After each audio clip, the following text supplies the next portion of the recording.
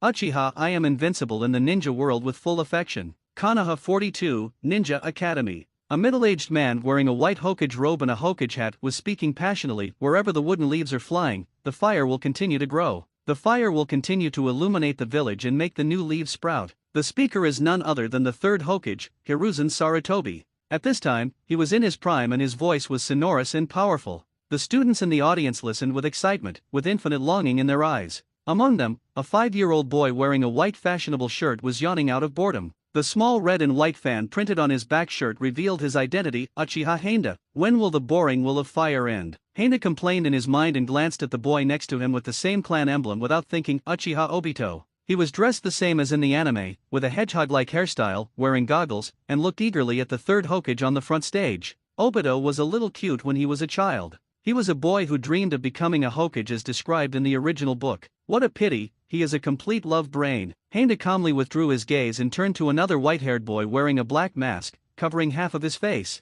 You can tell his identity by looking at his iconic dead fish eyes. Heite Kakashi is called a 50-50 man. However, as soon as Handa's eyes turned to Kakashi, the other party looked over. As expected of Kakashi, a genius among geniuses, he reacts very quickly. Handa, who was caught peeping, didn't feel the slightest bit embarrassed. Instead, he looked at Kakashi openly. His three biggest targets now are these two people. Of course, there is also the future blue beast of Konoha, Metkai. In Shippuden, Metkai opened the 8 gates and almost kicked out the finale. He was called the strongest man by the king of dance. At this time, the other party was behind him, several meters away. Because Kai was admitted as a supplement, he was stationed relatively far back. The reason why Handa wanted to keep an eye on these three people was because almost everyone in the time travel system had one. The system is called the most powerful and invincible favorability system in the world. The name is amazing, but its function is just that. When he first traveled through time, Handa was embraced by the system. He was arrogant and prepared to compete with Mingzou for the king of cheats.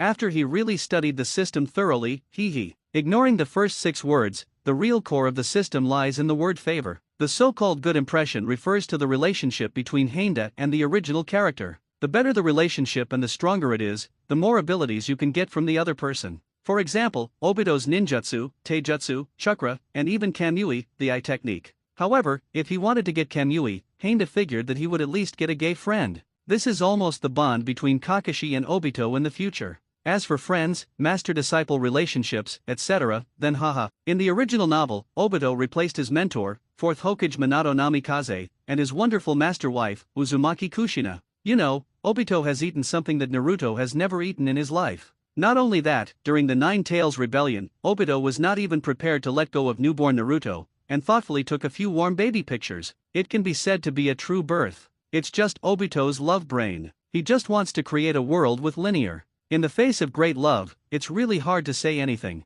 After all, it's quite touching to think about a person who doesn't even dare to confess his love, but dares to declare war on the whole world for his lover. I just don't know why Obito doesn't come back to life, my love. In short, Handa doesn't have high expectations for Kamui. He has a good relationship with Obito and just wants to gain some of Sharingan's eye power. Currently, among the many Uchiha people, Obito is the most talkative. Others are either arrogant, paralyzed, or mentally ill. Moreover, the vast majority of those who open their eyes are still paranoid. Handa really doesn't want to deal with the tribe, even if he is also a member of Uchiha. After a long time, the third Hokage finally ended its propaganda, brainwashing, against the will of fire, and the students left one after another. Hey, Handa, what did you be ********** D call me yesterday? As soon as he finished his speech, Obito pulled Handa and said fiercely, the last one in the crane, Obito, you came last in yesterday's exam, aren't you the last one in the crane? Handa teased with a smile. Ha, you're not much better than me, second to last. It's enough, just better than a certain crane tail. Handa laughed. You, Obito pointed at Handa, his face turned red, and he couldn't find a sentence to refute for a while. But Kakashi on the side interrupted coldly, 2 crane tails, what's the fuss about? Shut up, you idiot Kakashi. Obito immediately looked at Kakashi and gritted his teeth. Handa smiled indifferently and didn't care about Kakashi's ridicule. To be honest, he was the same as 7th Hokage strategist who took the exam to be second to last. He just wanted to take the exam to be second to last. It did not mean that he was not capable. After all, the crane tail can better establish a good relationship with the crane tail. Currently, Handa wants to take advantage of the fact that Obito has not gone dark, and will gain a lot of favor in the past few years. In the past few years, he has obtained a single Megatama Sharingan from Obito, a lot of ninjutsu, and even some sage physique occasionally.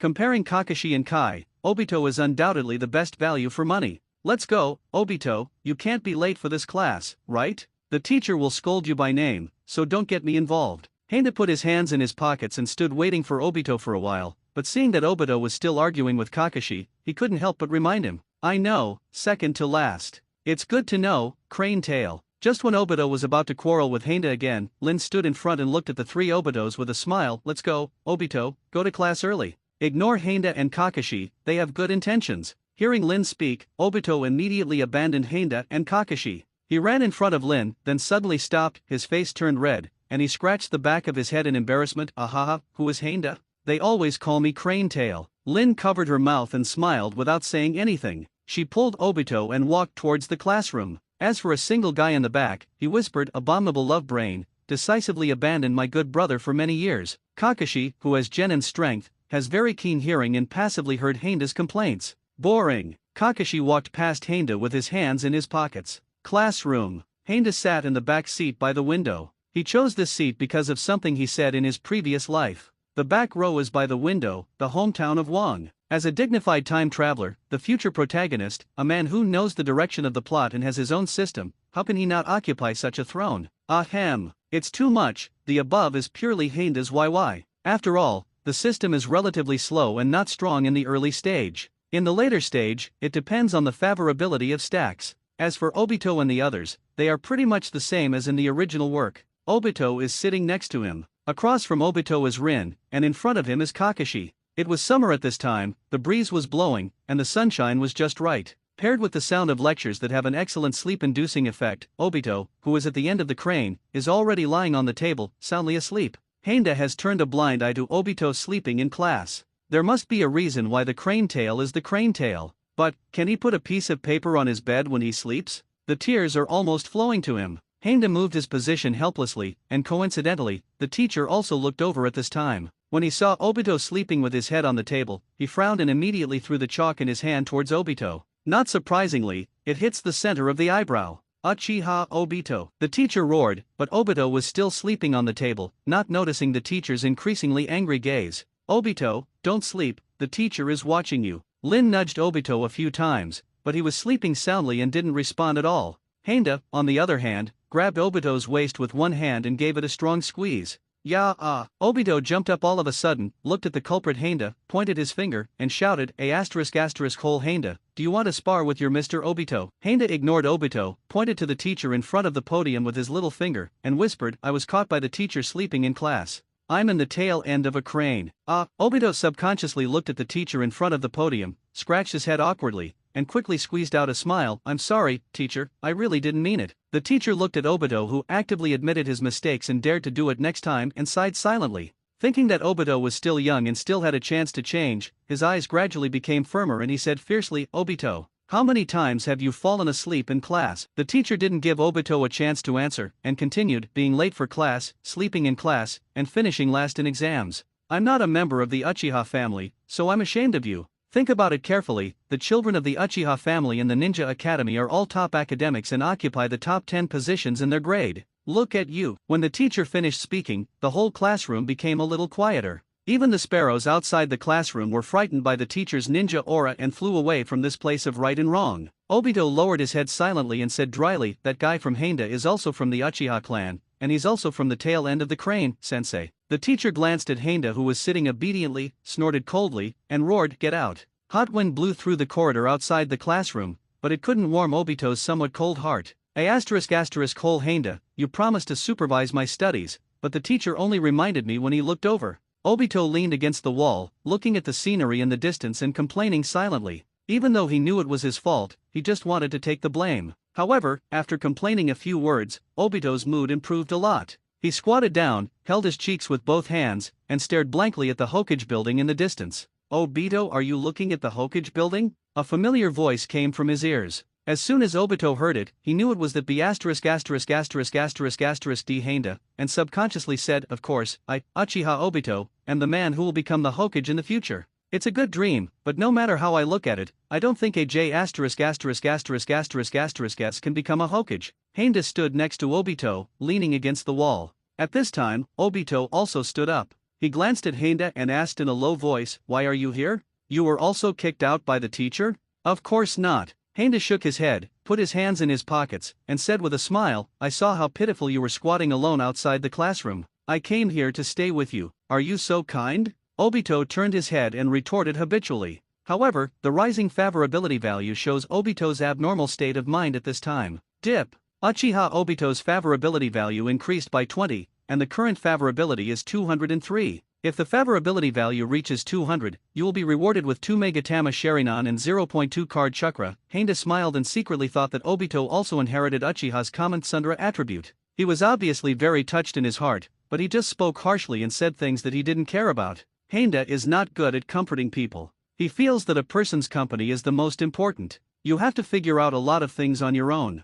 Of course, with Obito's carefree personality, he would have completely forgotten about this matter soon and continued to sleep in class. Well, this is very Uchiha Obito. System, open the panel. Heinda read the command in his mind, and then a light blue screen appeared in front of him. Uchiha Heinda Strength Genin, 89/100, Chakra 0.6 card, attributes Fire, Wind, Thunder, Blood Successor Limit, Sharingan, Double Megatama, not yet awakened, Immortal Body, not pure enough, not yet awakened, Special Ability, none, Remark 1, Pupil Power can be stored, and the host decides whether to awaken the Sharingan. No 2/1 card is equal to the amount of chakra of a young Kakashi, 0.6 is stuck, hehe. I should be able to release an S-class ninjutsu. Heinda thought for a moment, and Kakashi, a young man who was seriously lacking in skills, silently shook his head. As far as young Kakashi's kidney deficiency is concerned, a Reikari chakra is almost at its bottom. Alas, there is still a long way to go. After school. Since Heinda and Obito both lived in the Uchiha tribe, they went home together. Heinda, how did you get out of the classroom during class?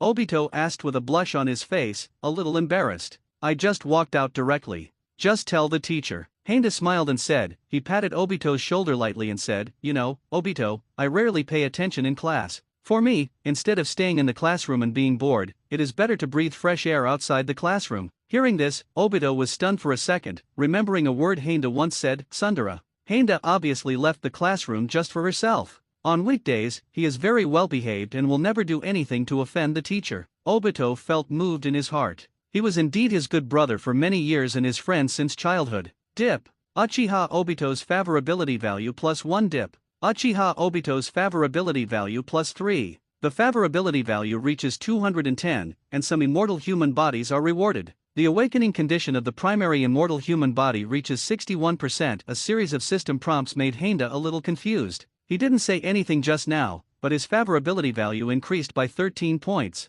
I also obtained part of the human body of an immortal. You know, when the favorability value reaches 100, it is almost like a good friend. The higher the favorability value, the harder it is to increase it. Heinda was in a good mood and wanted to reward himself, so he took Obito with him. After all, eating alone at night is a bit lonely. Obito, are you free tonight? I'll treat you to a luxurious dinner. Obito thought he heard wrongly and quickly asked, Heinda, what did you just say? Can't you hear me clearly, Crane Tail? I said I'd treat you to a luxurious meal. After hearing Heinda's treat, Obito no longer cared about the word crane tail. It's the sponsor who spends the money. It doesn't hurt to curse, so what's the matter? However, Obito thought of Lin, scratched the back of his head and said, I'm sorry, Heinda, I made an appointment with Lin to watch the lanterns at night. It's okay. Asking for one is a treat, and asking for two is a treat. Obito, why don't you invite Lin over tonight and have dinner at a barbecue restaurant together? Okay. Obito thought for a while that Lin wouldn't refuse, and finally agreed. The two chatted all the way and arrived at Obito's house unknowingly. As Obito walked, he waved goodbye to Heinda. See you in the evening. Remember not to be late, Crane Tail. After Heinda finished speaking, he turned around and left, even walking much faster than usual. Hole Heinda. Obito's scolding sounded in his ears, and the corners of Heinda's mouth raised slightly, feeling even better. Heinda's home is in a relatively remote location in the Uchiha tribe, which is relatively close to the training ground and the death forest. The closer you get to your home, the smaller the flow of people is. When you get to the door of your home, you can only vaguely see a few ninjas training nearby. Crunch pushing the gate of opening, Heinda took off his shoes, placed them in place, and shouted inside as a habit, I'm back. No one answered. The black and white photos on the table gave the answer. Yes, Heinda is an orphan, his parents died when he was young. In the world of Hokage, 4 people can barely make up a pair of parents. Yes, Class 7, for a ninja family, it is a common thing for both parents to die. It is worth mentioning that Heinda's parents were both jonin. They died heroically in the execution of their missions, leaving a rich legacy to Xiao Heinda. Of course, most of it was money saved by Heinda's parents. There is no way, in the era when the Uchiha clan was targeted, the pensions issued by the village were based on the minimum standard. Walking to my father's bedroom, there is a bookshelf installed in the bedroom, and all kinds of books are neatly placed on the bookshelf. Heinda walked to the bookshelf and pulled out an inconspicuous book on the edge of the bookshelf. He raised his index and middle fingers, and as the chakra was released, the bookshelf immediately moved away, revealing a secret passage. Da-da-da. Climb the stairs, go down step by step, and soon arrive at the basement. In the basement, there are scrolls in shining gold. The scrolls are all ninjutsu collected by my parents. Heinda once counted about a dozen C-level ninjutsu and several B-level ninjutsu. There are not too many, and they are all fire style and genjutsu. As for the gold, it was left behind by the grandparents. As the saying goes, antiques in prosperous times are gold in troubled times. During the Warring States period, a country could perish at any time, but gold would always maintain its value. Heinda ignored this and walked directly to a suitcase. He opened the suitcase, which was full of banknotes. Smelling the smell of ink on the banknotes, Heinda felt that the air was filled with a sweetness that was intoxicating. He carefully counted a few bills, stuffed them into his pocket, and returned to the room as if nothing had happened. The place for the dinner was at the Barbecue Q Barbecue restaurant. The appearance rate here in the comics is pretty good, and it can be regarded as the favorite of the little fat guy of the Akamike clan. Of course, the most photographed one must be Ichiraku Ramen, but this ramen restaurant is not open yet, so you have to wait for a while. Due to lack of funds, the Heinda trio ate in the lobby. There were many people around and the dining environment was noisy. Heinda, this barbecue restaurant is very expensive. How about changing to another one? Lin has been playing with Obito and Heinda since they were young, and has a relatively clear understanding of Heinda's family background. She didn't want Heinda to waste money. It's okay, 3 kids can't eat much. Besides, everyone has already sat down and the money is ready. It's not convenient to change to another store now, Heinda said with a smile. Yes, linear. Let me tell you, this guy Heinda has a lot of money in his pocket. It's not easy for someone to treat you to a meal, so you have to kill him severely. Obito stood next to Lin and chuckled. He has wanted to kill Heinda for a long time, but this guy keeps calling him the tail of the crane. Okay. Seeing that Heinda and Obito didn't say anything, Lin silently buried what was in her heart. Before she came, she took some money that she had saved on weekdays. If Heinda didn't bring enough money, she would put some money in advance. Lady first. Heinda handed the menu to Lin in a gentlemanly manner. Lin ordered a few relatively cheap dishes and then handed the menu to Obito next to him. Hey, Heinda, what do you like to eat? Obito suffered from difficulty in choosing. Looking at the menu, his brain was confused and he had no idea what to order. Pork belly and lettuce. I like to eat barbecue wrapped in lettuce. Heinda chuckled. Forget it, that's it. Obito knew that Heinda was rich, so he immediately ordered a few more expensive dishes. He originally wanted to order the most expensive ones, but he just thought about how Heinda would survive if his parents' inheritance was all spent. As a result, Obito's conscience discovered that he consciously lowered his level. Heinda took the menu and glanced at it. Looking at the price difference between the top and bottom of the menu, the corner of his mouth twitched unconsciously. Naturally, he could guess which ones Obito ordered. In this regard, Heinda's evaluation is that Obito has a conscience, but not much. Have you heard? Konoha White Fang Heitake Sakumo abandoned the S-Class mission and seriously damaged the interests of the village. It's not that Sakumo-sama gave up just to save his companions. Could it be that there is something hidden? The companion he saved even accused him face to face. Let me tell you, the interests of the village are above all else. If you harm the village, won't you indirectly harm us? Listening to what you said, isn't Sakumo-sama the sinner of Konoha? Conversation came from the next table, and the sound was relatively loud. Heinda and the others heard it clearly. Konoha White Fang, Lord Sakumo? Could it be that he is the father of that guy Kakashi? Obito whispered in a low voice, his voice gradually getting louder, and at the end of the sentence, his tone was a bit surprised. Hey, 2 uncles, are you talking about Konoha White Fang, Heitake Sakumo-sama? Obito listened to the 2 middle-aged uncles at the next table criticizing Kakashi's father's behavior, and couldn't help walking over and ask loudly. Yes. It's Heitake Sakumo, Kaido, an uncle said with a somewhat disdainful tone. Uncle, Sakumo-sama is a jonin. He has performed many S-Class missions and is a hero of Konoha. How can you talk so casually? Obito said. Hero? Can a ninja who gives up a mission be considered a hero? What's more, he gave up a mission that is extremely important to the village. That's right, as a child, read more books. Ninjas focus on completing tasks. Where are the companions? Aren't companions more important than the mission? Obito shouted loudly. Companion? Ha ha, Heitake Sakumo is a ninja, not a villager. Of course he puts the mission first. As soon as Obito heard this critical tone, he immediately started quarreling with them. For Obito, companions are definitely more important than tasks. What's more, they are slandering their friend, Kakashi's father. Have the White Fang suicides begun? Handa lowered his head and his eyes gradually deepened. The best time to gain Kakashi's favor has arrived. Handa raised his head and accidentally saw a white-haired boy wearing a black mask.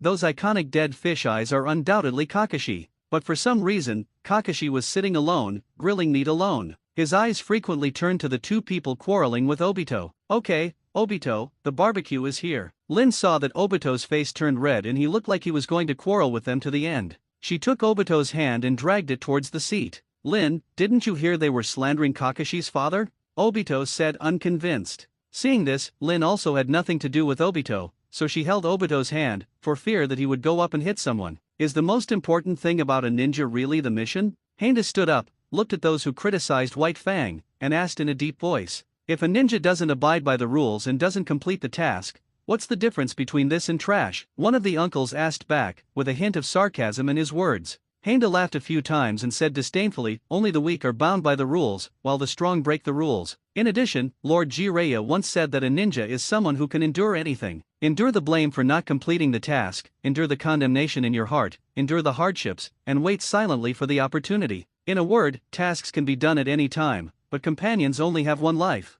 The middle-aged uncle snorted coldly, showing great disdain for the young man in front of him. Ninjas like Heitake Sakumo complete tasks that are extremely important to the village. Once such tasks fail, it will have a huge impact on the village. What do you, a kid like you, know? An extremely important mission? So, what is this mission specifically? Handa asked calmly. How do I know this kind of secret involving Konoha? The middle-aged uncle asked impatiently. Since it is a secret, it should be something you can discuss? Besides, who knows the goal of the mission and the dangers faced? Only the person involved and the senior officials of the village know about this kind of thing. Konoha White Fang is a strong man who can rival Sunin. Even he thinks the mission should be abandoned. Is it possible that he shouldn't give up? The mission is extremely difficult. If Sakumo-sama dies there, the village will lose a strong man to take charge. The other four major powers will definitely not want to miss this great opportunity and will definitely declare war on Konoha. Are you satisfied with this result?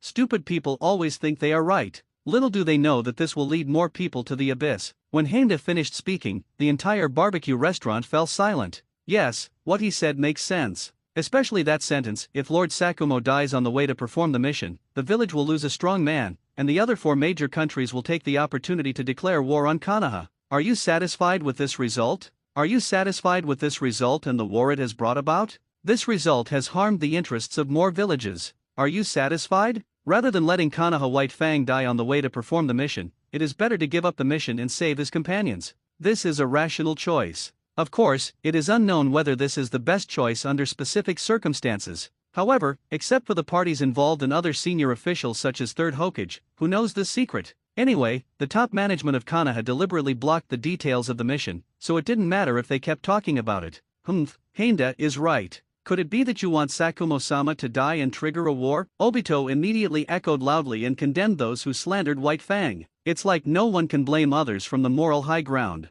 What's more, what Handa said makes sense, and the details of the mission are unclear. For a moment, the two people who were the most critical and happiest shut their mouths and didn't even care about the barbecue on the table. After paying the bill, they left the barbecue restaurant dejectedly. At the same time, the voices that originally criticized White Fang also disappeared, and more people began to become rational. Dip. Heitake Kakashi's favorability value plus 13 dip. Heitake Kakashi's favorability value plus 17. The favorability value of Heitake Kakashi currently reaches 73, and the reward is 0.2 card chakra. The secret of Konoha Taijutsu Millennium Kill 1000 Years of Killing? Handa's face turned red as he recalled his childhood memories. This is just a tease of ninjutsu. You can do it after just one look. Do you still need to learn it? Fortunately, there is still a 0.2 card chakra guarantee, which is barely acceptable. Handa paused and glanced at the corner of the barbecue restaurant. At this time, Kakashi's figure had disappeared, but the rising goodwill can reveal the other person's mood. Hey, Heinda, you're a little cool today. You talk in one way. At this time, Obito came over, put his arm on Heinda's shoulder and smiled. Of course, I've always been cool. Heinda rolled his eyes at Obito. He. Obito turned his head, thinking about Heinda, who usually didn't talk to his classmates much, but tonight he was talking to other scholars, and he always felt that something was wrong. However, the result was good, and Obito didn't think much about it. At this time, the waiter came over with a plate. There were exquisite slices of meat on the plate, and with the aroma of meat coming from the tip of their noses, the mouths of the three of them were watering for a while. Yoshi, I'm going to start. Obito picked up a piece of meat without any courtesy and prepared to stuff it into his mouth. Before he could take action, he was interrupted by another pair of chopsticks. What are you doing, Heinda? Looking for trouble, right? Obito said with a pout. Are you stupid? Heinda looked at Obito as if he were a fool. It's not roasting yet, Obito. Lin was afraid that Obito and Heinda would quarrel again, so she tugged on Obito's sleeve. Not all of them are pickled. Hearing his sweetheart speak, Obito said something harsh and immediately forgave Heinda and put the meat slices on the grill. Burn the meat slices over a charcoal fire, then brush them with cooking oil to make a sizzling sound. Soon, the aroma of barbecue filled the surroundings. After 2.5 minutes, the barbecue is almost ready. Obito couldn't wait to stuff the barbecue into his mouth. The hot meat stimulated his taste buds and he almost spit it out. Ah, hot. It's so stupid that it's pitiful. You're worthy of being the tail end of a crane. Heinda couldn't help laughing. Seeing this, Lin just covered her face and snickered. Whole Heinda. Obito looked at Heinda, raised his head more and more, and stood up directly. Idiot Obito. Heinda retorted directly, not coddling Obito at all. Okay, you two, be quiet. Lin pressed Obito's little head with one hand and pushed Obito down. Also, Heinda, please stop saying a few words. Seeing Obito's indignation, Lin added. Heinda smiled. In this world without the internet, teasing Obito was one of the few pleasures he had. On the other side of Konoha, Kakashi's home. Father, I'm back. Kakashi pushed the door open, took off his shoes, placed them flat on the shoe rack, and walked in immediately. What greeted him was a head of silver white hair like Kakashi's. The man in front of him has regular features. Although he looks relatively ordinary, after a few more glances, he feels a little handsome. Undoubtedly, his name was Heitake Sakumo, and he was known as the man of the White Fang of Konoha. This person is also Kakashi's father. However, Konoha White Fang, who is famous in the ninja world, has a bit of tiredness and confusion in his eyes at this time. His hair was disheveled and looked like it hadn't been combed for several days. Moreover, his eyes were smeared darkly, and he looked listless, as if he hadn't had a good night's sleep for a long time. Kakashi looked at his father, his mouth slightly opened, wanting to say something, but in the end he said nothing. Kakashi, do you have something to tell me? Sakumo forced a smile and said, No. Kakashi walked straight into his bedroom and closed the door. This kid. Sakumo shook his head, his voice a little louder. Have you had dinner tonight? Yeah, I've eaten. Remember to go to bed early, staying up late is not good for your health. Kakashi was lying on the bed, looking at the ceiling for a moment in a daze. He recalled the villagers' accusations against his father these days, and recalled Heinda's words, and murmured in a low voice, Ninja, which one is more important, the mission or the companions? The next day, early morning, Heinda got up early to wash up. He was not Obito, and he didn't have the habit of being late every day. After breakfast, Heinda just walked out of the Uchiha tribe and remembered that Obito was criticized by the teacher yesterday. Hey, it's better to call Obito, lest he be late again. Arriving at Obito's house, Heinda knocked politely. Grandma, I'm looking for Obito and we'll go to school together. Not long after, an old woman with a hunchback opened the gate of opening. She looked at a familiar face and shouted upstairs, Obito, Kohanada is here to pick you up from school.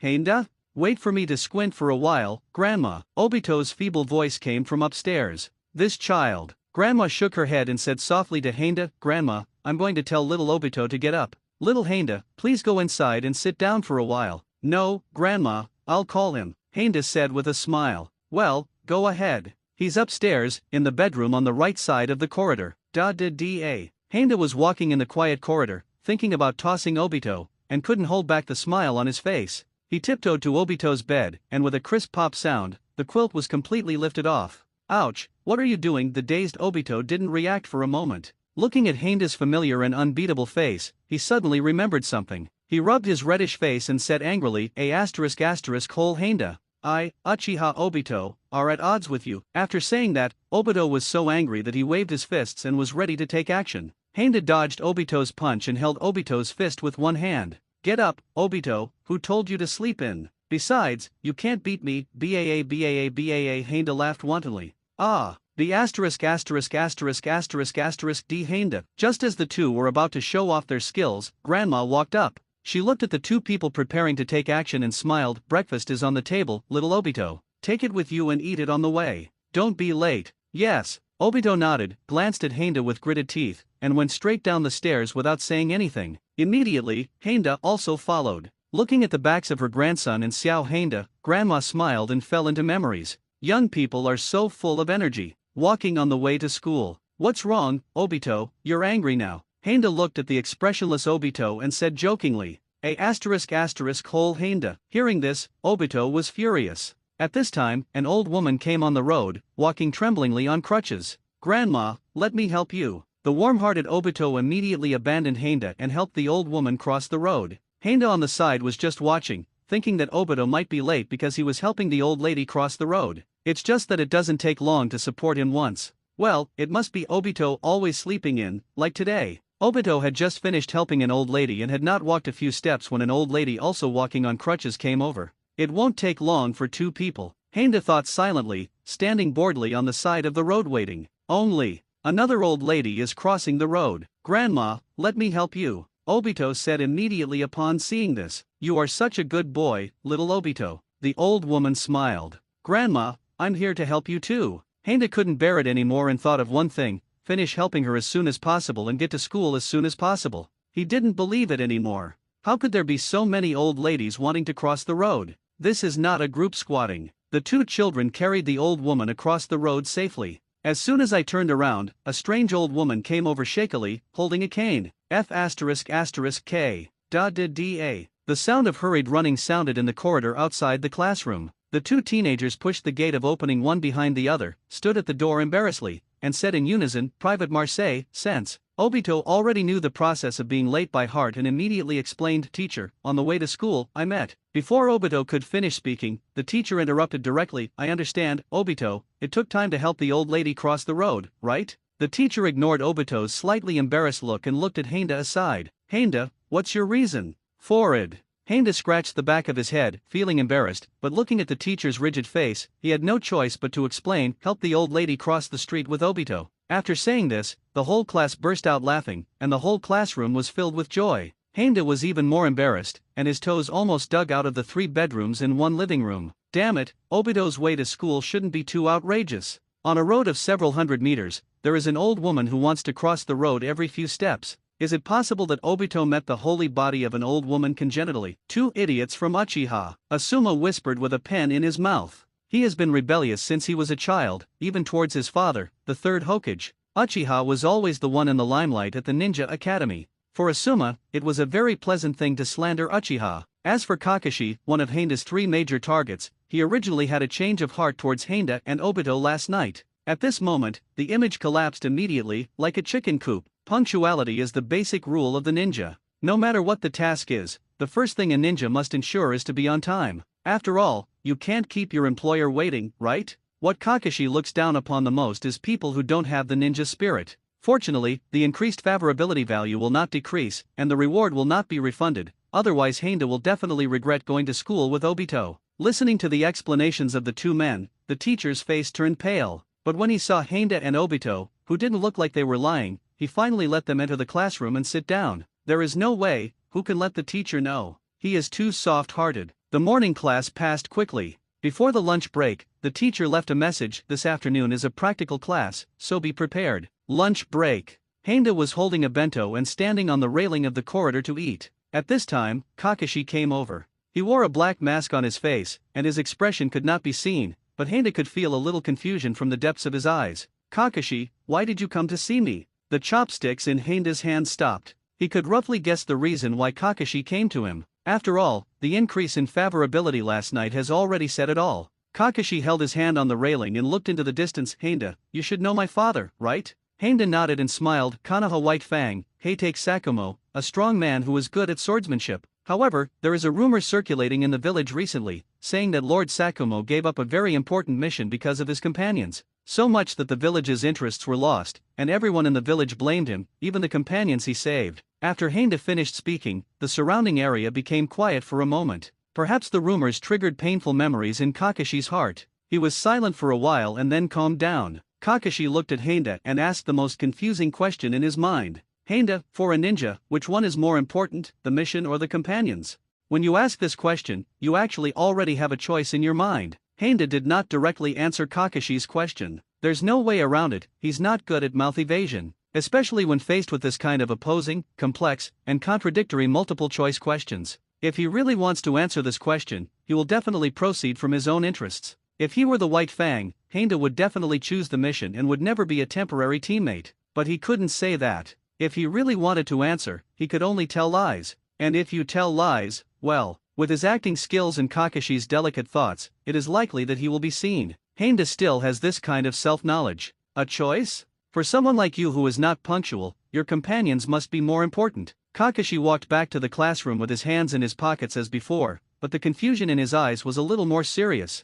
Handa can understand, but his father, the villagers, and himself, he is confused now. Afternoon, training ground. Small groups gathered around excitedly, laughing and chatting. Just like in the previous life, any class that does not involve sitting in the classroom and reading will be deeply loved by students. Moreover, when they walk out of the classroom, there will always be a smile on the students' faces unconsciously. At this time, Obito put a hand on Handa's shoulder and said with a smile, Handa, you have to be careful in this practical class, because you will inherit the title of Cranetail. Is there a possibility that you are still the last one? Handa mocked, not spoiling Obito at all. How is that possible? You, Mr. Obito, have been preparing for this day for a long time. You be asterisk asterisk asterisk asterisk asterisk D Handa. He. Hearing this, Handa smiled and said nothing. If Obito can really get rid of the reputation of being the tail of the crane, it will only happen if the sun rises from the west. Of course, if it turns black, just pretend he didn't say it. What do you mean, the asterisk asterisk asterisk asterisk asterisk D Handa, you don't believe me? Obito's eyes looked at Handa like a dead fish, and he, who was also behind the crane, suddenly became anxious. Idiot, Kakashi can look down on him, after all, he is the first in his grade. But Handa, who is only second to last, how dare he do that? Boring. Handa shrugged, too lazy to pay attention to this guy. Just when Obito was about to get angry, Peacemaker Lin smiled softly and said, Okay Obito, stop arguing, the teacher is coming soon. Hearing a familiar voice, it was Linear. Obito calmed down immediately and looked at Lin with a slightly red face. Lin, you know, actually I don't want to argue with that guy Handa. Yeah. Lin smiled brightly, her eyes raised like crescent moons. Let's go, Obito, meet at the teacher's place. Lin held Obito's hand and gathered towards the teacher. Seeing this, Obito immediately abandoned Handa and followed him happily. Abandon me again, hateful love brain. Handa stared at the backs of Obito and Lin, muttering secretly. Practical classes are different from theoretical classes in that they need to be hands-on, similar to a combination of physical education classes and experimental classes. Generally, this kind of practical class in the first grade trains shuriken and simple battles. Of course, ninja is not just that simple, it requires a lot of training. For example, 3 body skills, wilderness survival, reconnaissance, counter-reconnaissance, etc. But first grade is still a long time, so I just train some shuriken and lay a solid foundation. The equipment trained in the school are all unopened shurikens. In order to ensure the feel, the weight is the same as the standard. Handa held the shuriken and felt a familiar cold touch in his palm. Handa has been exposed to shuriken for a long time. His parents are both jonin and train frequently. In order to take care of Xiao Handa, Handa's mother often carries him to the training ground. During this period, he was just observing and had no contact yet. Perhaps it was because Handa always stared at his father intently during training. His father felt that Handa liked shurikens very much, so he gave him one as a gift on his 3rd birthday. Moreover, after that day, his father took Handa to train with him from time to time, teaching him step by step. From this, Handa mastered many shuriken skills. You have shurikens in your hands, right? The teacher stood in front and looked at the students with a smile. Seeing that no one said anything, he added, Kakashi, come up and demonstrate it to your classmates. Good. Kakashi held the shuriken and had not yet reached the platform. I saw 3 shurikens flashing through the air. Tisk tisk tisk. A voice broke through the air, and the 3 shurikens hit the bullseye at the same time. It was so fast that many people didn't even react. However, this did not affect their shock. As expected of Kakashi, his movements are not sloppy at all. The calm man analyzed rationally. As expected of Kadayan, this action is so casual and looks so handsome. Ah, I want to give birth to a monkey for Kadayan. The little fangirl directly transformed into a star-chasing scene, targeting Kakashi from Class 7, the same as Suzuki. His handsome face and talented personality have attracted many fans. Lin, like all the other little fans, stared straight at Kakashi, which made Obito angry. However, Lin admires Kakashi more than she likes him, which is not obvious given Obito's age and experience. Of course, it's normal for admiration to turn into liking, and you can't tell for sure in the future. Damn idiot Kakashi. Obito was jealous and muttered secretly. He glanced at the expressionless Heinda and asked, "Hey, the asterisk asterisk asterisk asterisk asterisk D Heinda and idiot Kakashi stole the show. Why didn't you say anything at all? I don't have a sweetheart, nor am I a boiling sheep." Heinda glanced at the angry Obito and said calmly, "You should be glad that it wasn't you who played, otherwise, you would have been in the limelight, but the result might not have been good." Ha! Obito sneered, and he naturally recognized Heinda's cynicism. "As I said before, I have prepared a move, the super powerful ninjutsu, just wait and see." Oh? Seeing that Obito was very serious, Heinda glanced at Obito in surprise. He thought to himself that this guy wouldn't secretly work hard and learn a skill from his tribe, right? You know, the Uchiha clan is very good at shuriken. As long as you have a basic grasp of it, you will definitely be able to kill all the kids except Kakashi instantly. At this time, Kakashi left silently, paying no attention to the comments of his classmates. The teacher appropriately commented, "Kakashi-san's demonstration is very good.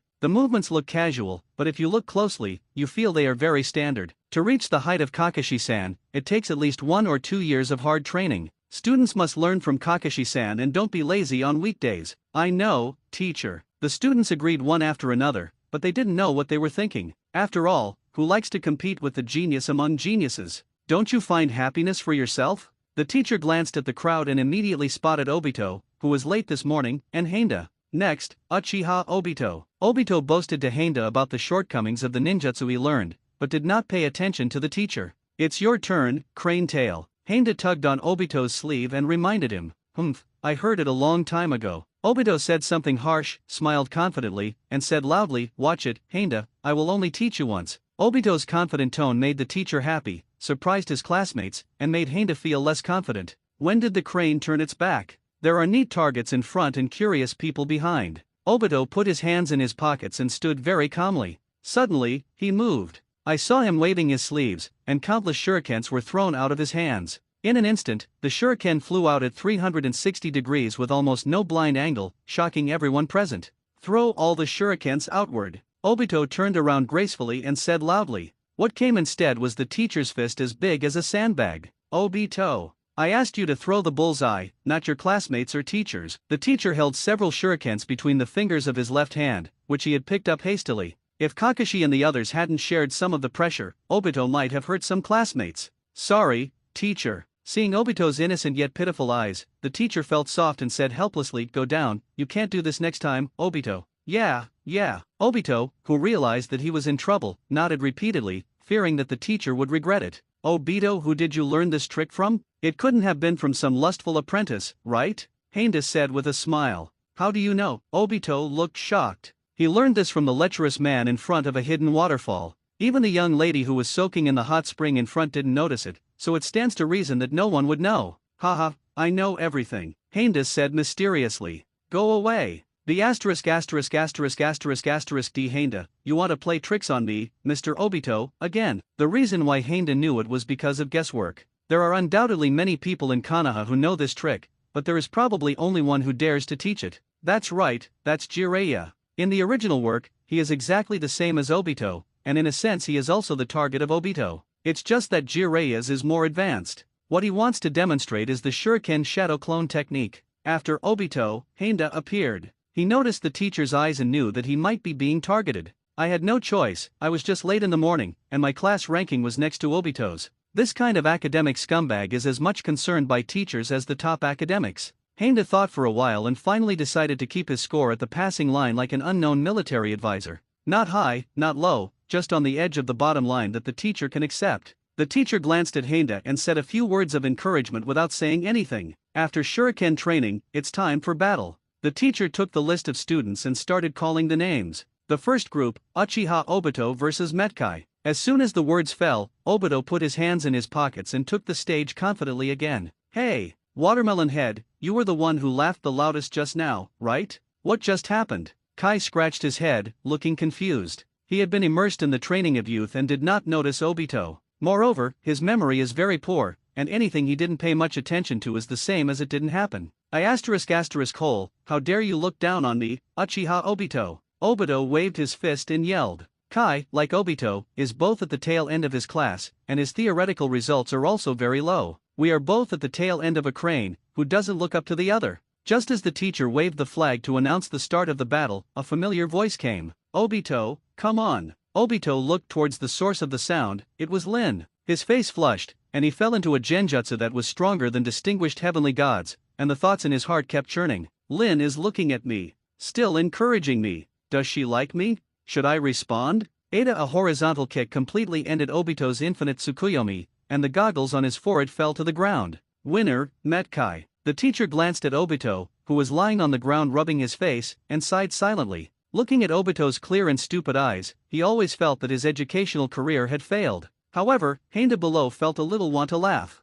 Really, he felt that the love brain in front of him was hopeless. After Obito was dragged away by Lin, the teacher read again, the second group, Uchiha Heinda vs Sarutobi Asuma. Asuma walked up to the center of the open space excitedly when she heard Heinda say casually, "Teacher, I admit defeat." The teacher was dumbfounded. The fight hadn't even started yet. Why did he give up? And he's a child of the Uchiha family. The young Asuma is still a P*****K, so naturally he looks down on Heinda, who admits defeat as soon as he comes on the field. He sneered and said, "Don't you think the dignified Uchiha clan even has the courage to challenge you?" Heinda was too lazy to take care of the movie Second Generation because it was too troublesome. If you lose the fight, you lose the fight, and you have to get beaten on purpose. But if he wins, he will win the attention of Sarutobi Hiruzen, and even attract the attention of the 5.5th generation Nakage. Heinda doesn't want to do this kind of useless thing. Of course, if he grows up, he will definitely give Asuma a hard fight on the spot. If you don't know how to speak, just shut up. When you leave the village, you are worth 35 million.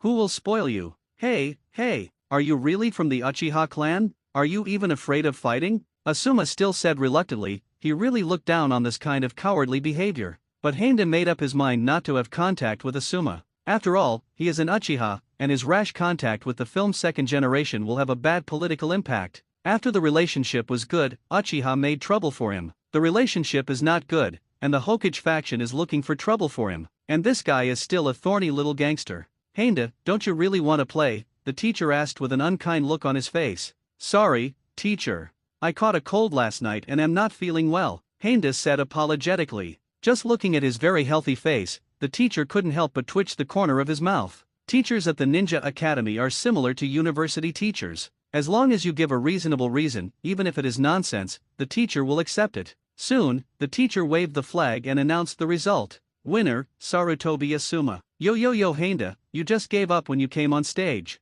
You really betrayed Uchiha's honor. As soon as Obito saw Heinda's end, he began to slander him. At least he's better than a certain crane tail, and he didn't get a severe beating. Heinda responded calmly. When Obito was stressed, he immediately retorted Heinda, I was attacked by a sneak attack. I didn't dodge. If that guy Medi hadn't been too despicable, how could I have been like this? Instead of blaming yourself, it is better to slander others. Obito passed the blame to Kai, which did not surprise Heinda at all. It's impossible. To be honest, he was influenced by his sweetheart, right? Attention returns to the training ground. At this time, Asuma hung a piece of grass and stood doing nothing. He was upset that he wasn't fighting Heinda. He glanced at Kurone out of habit, and saw Kurone, like Lin next to him, surrounding Kakashi, with eyes full of admiration. How can it be repaired? My sweetheart actually likes another man. Asuma felt as if grass had grown on top of his head, and it was green. When he became angry, he said directly to the teacher, "Teacher, I want to challenge Kakashi."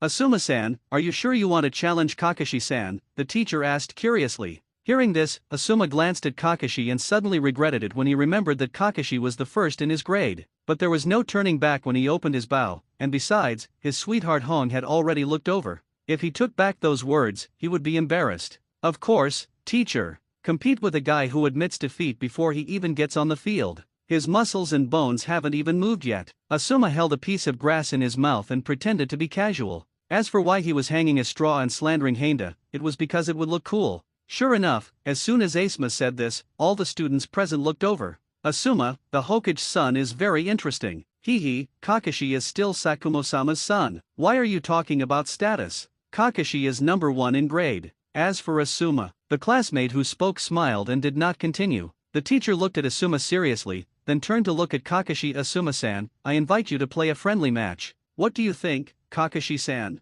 Good. Kakashi never spoke much, so he agreed with one word. Immediately, the two people came to the left and right sides of the open space and confronted each other. Asuma looked at Kakashi, who looked calm and felt a little panicked. There is no way, the person in front of me is a legendary young genius, a child from other families who is often talked about by his father. Hey, take Kakashi. Asuma snorted coldly, cheering for herself in her heart. I'm not afraid of being famous. When the teacher waved the flag, the two formed a seal of opposition. The battle officially begins. Asuma took the lead and rushed forward with a kunao. Stab! The collision between kunao and kunao created a faint spark. Kakashi's eyes moved and he instantly caught the flaw in Asuma's eagerness to win. But when he thought of his father's explanation, the kunao he originally planned to take action stopped for half a second. Chance! Two words flashed in Asuma's mind, and before he had time to think about it, he waved the kunao continuously. However, Kakashi's combat experience was obviously rich, and he resolved the crisis one by one with several consecutive back steps and twists.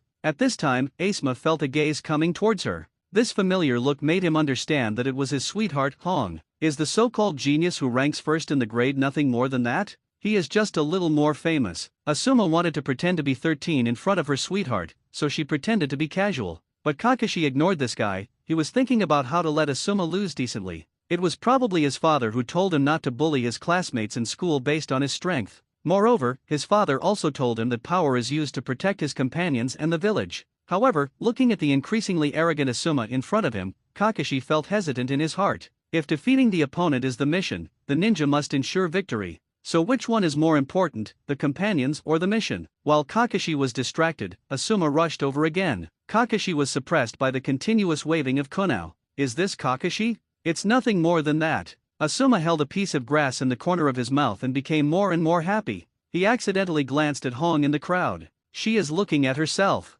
I must crush Kakashi and make Hong change his mind. The legendary genius is no more than my enemy, Sarutobi Asuma. Asuma said again, pretending even more. Enough! Kakashi couldn't bear it anymore and used a substitute technique to get rid of Asuma's suppression. Asuma looked at Kakashi, who turned into a wooden board in front of him with a blank expression. A cold voice sounded from behind him. If this was a mission, you would be dead. Asuma felt the faint coldness in his throat, which was the breath of kunao. What the hell? Substitute technique? When? At this time, the teacher waved the flag to declare victory. Heite Kakashi vs Sarutobi Asuma, Kakashi wins. As the battle ended, the girls cheered. Wow, Kadayan is so handsome, he won with one blow. This cold tone, this handsome action, I love it, I love it. Ah, what are you yelling at? Don't steal my card. Get out. That's mine. Seeing the girls in front of him cheering for Kakashi, Asuma, as the loser, suddenly became unhappy. Especially since he had ridiculed the other party beforehand. Suddenly, a red face appeared in front of me. She's cheering for Kakashi too. Embarrassment, humiliation, anger, unwillingness, all kinds of complex emotions were mixed in my mind.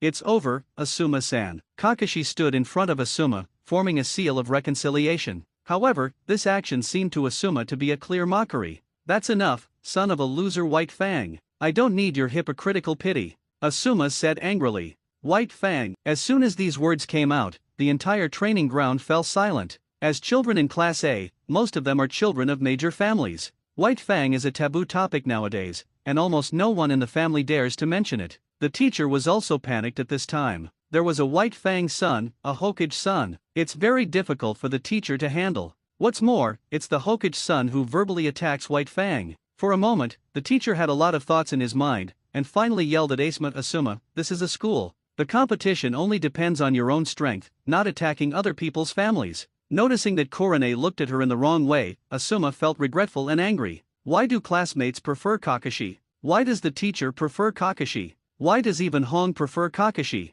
I'm not convinced.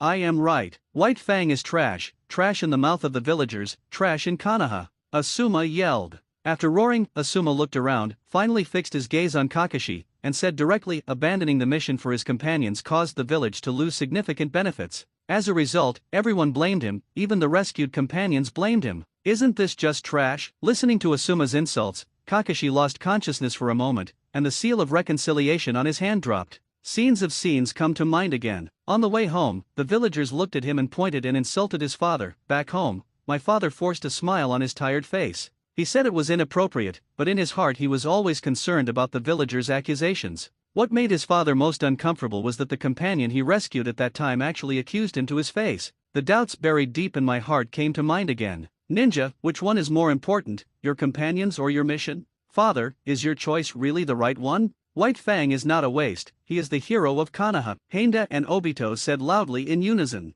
You say it first. Obito glanced at Heinda and turned away. Good. Heinda nodded awkwardly. He always felt that the atmosphere created was ruined. White Fang is a hero in my heart. Heinda said loudly, patting his chest. What kind of hero? A hero who gives up on his mission? This is hilarious. For the sake of face, for the sake of regaining face, and for the sake of popularity, Asuma is willing to say anything. If his father, third generation, were here, he would definitely give him a hard fight on the spot. It's okay to be unscrupulous at home, but why do you dare to talk nonsense at school? Is it really not a bad idea to use White Fang's knife? Heinda chuckled and sneered. Senior White Fang has carried out several S-class missions. You, a son of the Hokage, don't even know this? What right does a loser who hasn't even performed the lowest D-class mission have the right to laugh at Senior White Fang? Oh, by the way, I didn't expect that you are not even a ninja. Ha ha ha. Heinda mocked loudly, imitating Asuma. Listening to the words in his ears, Asuma didn't know how to refute for a moment.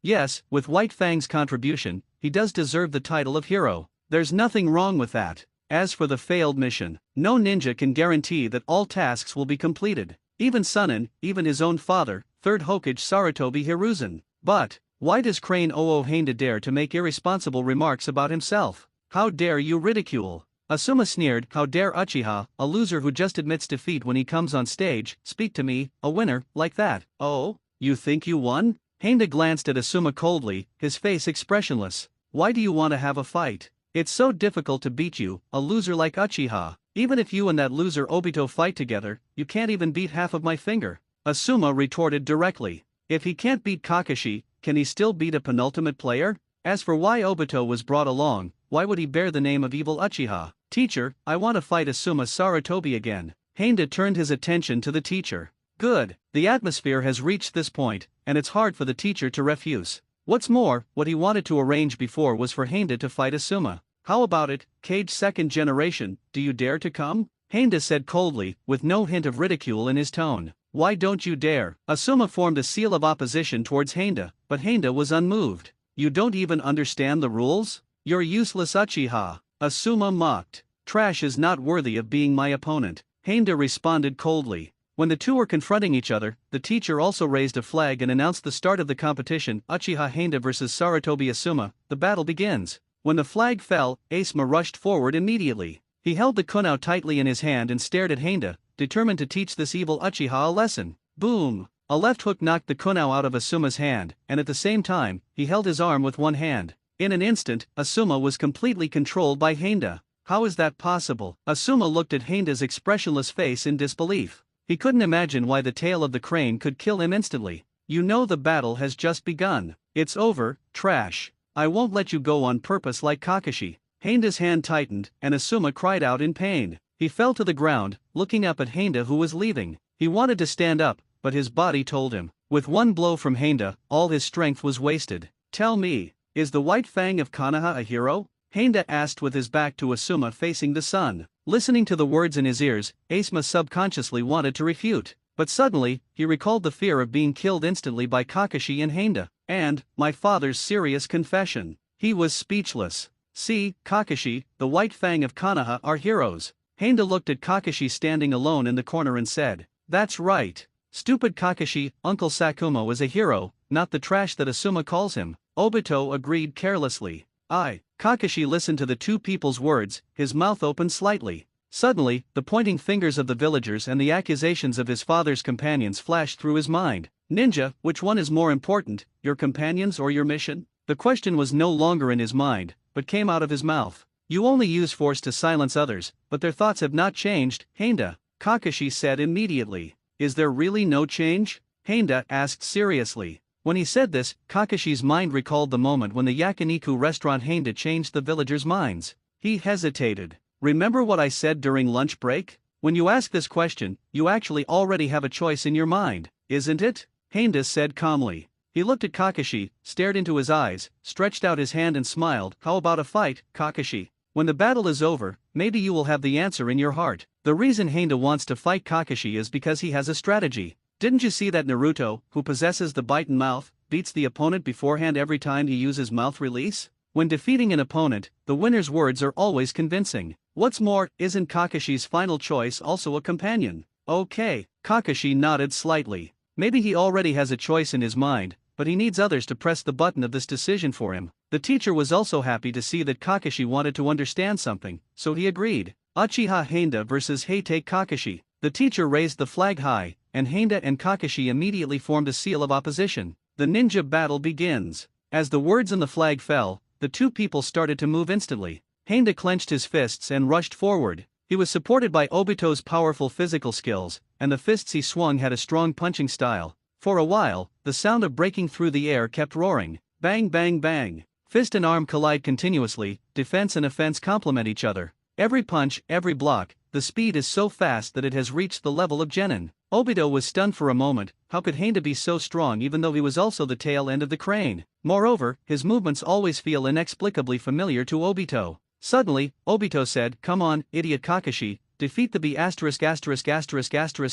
D Henda." Unlike Obito, Asuma was stunned as he fell to the ground. He didn't expect Henda and Kakashi to be so strong. With such speed and physical skills, ordinary genin can't reach this level, right? These two people are still the same age and in the same class as him. During the battle, Henda did not notice Obito's betrayal. His pupils kept moving, always catching Kakashi's movements. Suddenly, Kakashi pulled out a kunai from his waist while alternating fists and kicks. Brush! The light of the sword flashed across the side of Henda's face, reflecting his delicate face. Damn, you moved too fast. Henda quickly retreated, pulled out the kunai from his waist, and stared at Kakashi. Tisk tisk tisk. Kakashi moved, waving the kunai continuously. Every movement of the arms is extremely regular, as if the dancers are mastering the beat of the music. The same is true for Henda. Even though it is slightly weaker than Kakashi, his reaction is enough to deal with Kakashi's attack. Ding! Dang dang dang! The sound of kunai collision forms beautiful music, matched with the regular movements of both parties. It is like a performance and highly enjoyable to watch.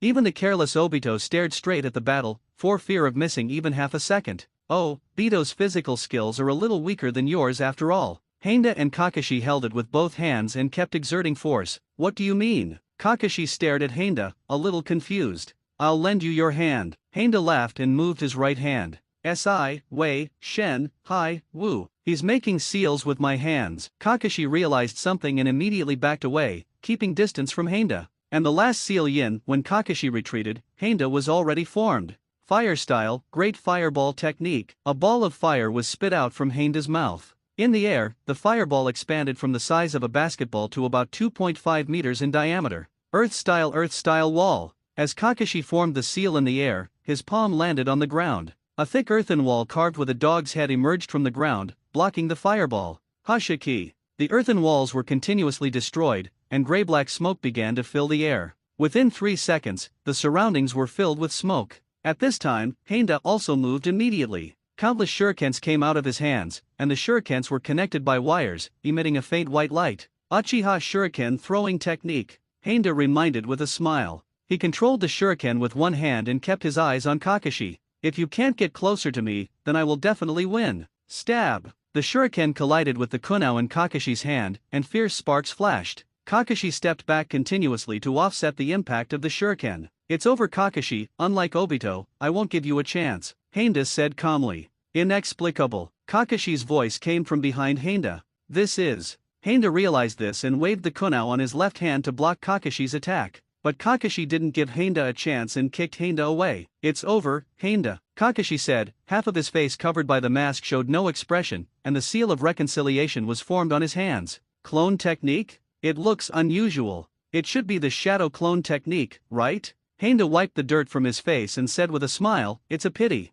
With the name of Uchiha on my back, I can't lose. As he spoke, a flash of blood appeared in Henda's pupils, and a black megatama rotated on his pupils. The battle has just begun. Henda stood up and patted his clothes with his hands, as if nothing had happened. One library search. The kunai was raised again. This time, Henda was faster and his movements were sharper. Sharingan? Kakashi said in surprise. While speaking, his movements did not slow down, and he always resisted Henda's attack effectively. However, this time, the offensive and defensive momentum is different. Handa's speed is slightly faster than Kakashi's, and his reaction speed is faster. All Kakashi's movements seem to be in slow motion in front of Handa, and they could be seen through at a glance. How is it possible? This is the power of Sharingan. Kakashi looked surprised. This time, he realized the weight of the sentence, never go one-on-one with Uchiha. Ding! Dang! Dang! Kunao collided with each other, causing sparks to fly. Handa always suppressed Kakashi, not giving Kakashi a moment to breathe. Within 2.5 minutes, the high-intensity battle exhausted Kakashi's strength, and finally Handa's Kunao stayed on his forehead. You lose, Kakashi. Handa took back the Kunao and formed the seal of reconciliation. Kakashi fell to the ground and also formed the seal of reconciliation. He looked up at Handa's face, and the sunlight passed through the gaps in Handa's hair. At this moment, he suddenly understood the choice in his heart. Handa, for you, your companions must be more important than your mission, right? Just like my father, Kakashi said calmly. Of course. Handa nodded, glanced at Obito next to him who felt as if he had eaten shit, and smiled. A message for you, Kakashi. In the ninja world, people who don't follow the rules are called trash, but people who don't cherish their companions are worse than trash. After saying that, Handa put his hands in his pockets and left straight away, leaving Kakashi sitting on the ground looking at the horizon. Winner, Uchiha Handa. Whole Handa, you actually deceived me. You simply betrayed the friendship of the revolution. Why do you have the nerve to come back? When Obito saw Handa coming over, he immediately waved his fists and shouted loudly. As promised, Handa gave up and became an absolute top student, which made Obito feel uncomfortable. I didn't mean to deceive you, Bito. I should have told you a long time ago that I am strong, but you idiot didn't take it seriously. Handa smiled, not paying attention to the strong emotions in Obito's words. He understood Obito's mood at this time. In one sentence, I am afraid that my brother will live a hard life, and I am also afraid that my brother will drive a Land Rover. Handa patted Obito's shoulder lightly and said with a smile, Obito, no matter what I become, whether I am a scumbag or a top student, we will still be friends. Hearing this, Obito took half a step back as if he was stressed. He pointed at Handa and said loudly, who is your friend? The D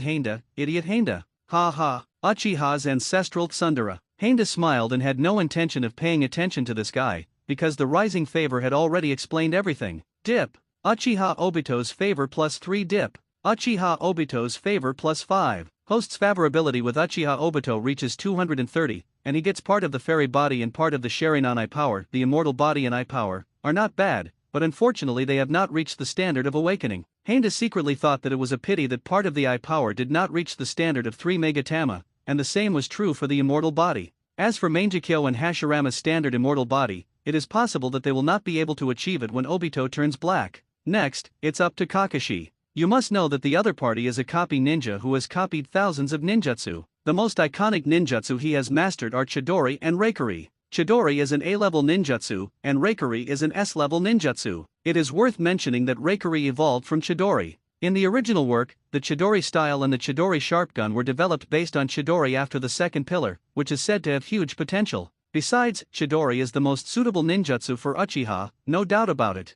Through the White Fang incident, this is the best time to break into Kakashi's bond, and it is also the easiest time to gain favor. Handa's expectations are high.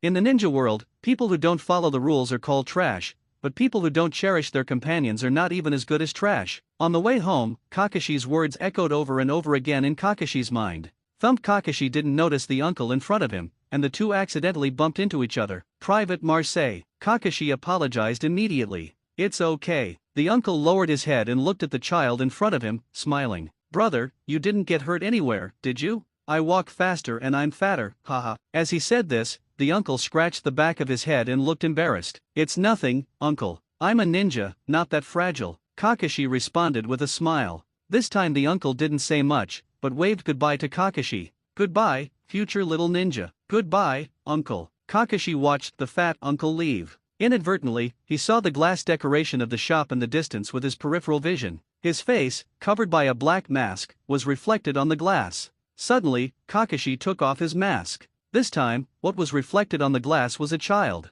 Kakashi and the child looked at each other and smiled. Kakashi, remember, power is used to protect your companions and the village. His father's words suddenly echoed in his heart. At that time, he had just shown his genius and had just entered school. He did not respond to his father, but nodded silently. But this time, he had the answer in his mind. Just like the uncle I met unexpectedly just now, he is an adult and his first concern is about himself as a child. As a ninja, the first thing I care about is my uncle, who is an ordinary person. This is the will of fire, and it is also the meaning of father protecting his companions and protecting the village. Kakashi put on the mask again and headed home again. The setting sun shone at the end of the street. At this moment, his eyes were no longer confused. Arriving at the door of the house, Kakashi pushed the gate of opening and placed the shoes flat on the shoe cabinet. "I'm back, father." Kakashi smiled, his tone much more relaxed. His voice didn't change, it was the same as last night, but Sakumo in the room felt like he was a different person. "Kakashi, you are in a good mood today. Did something happen at school?"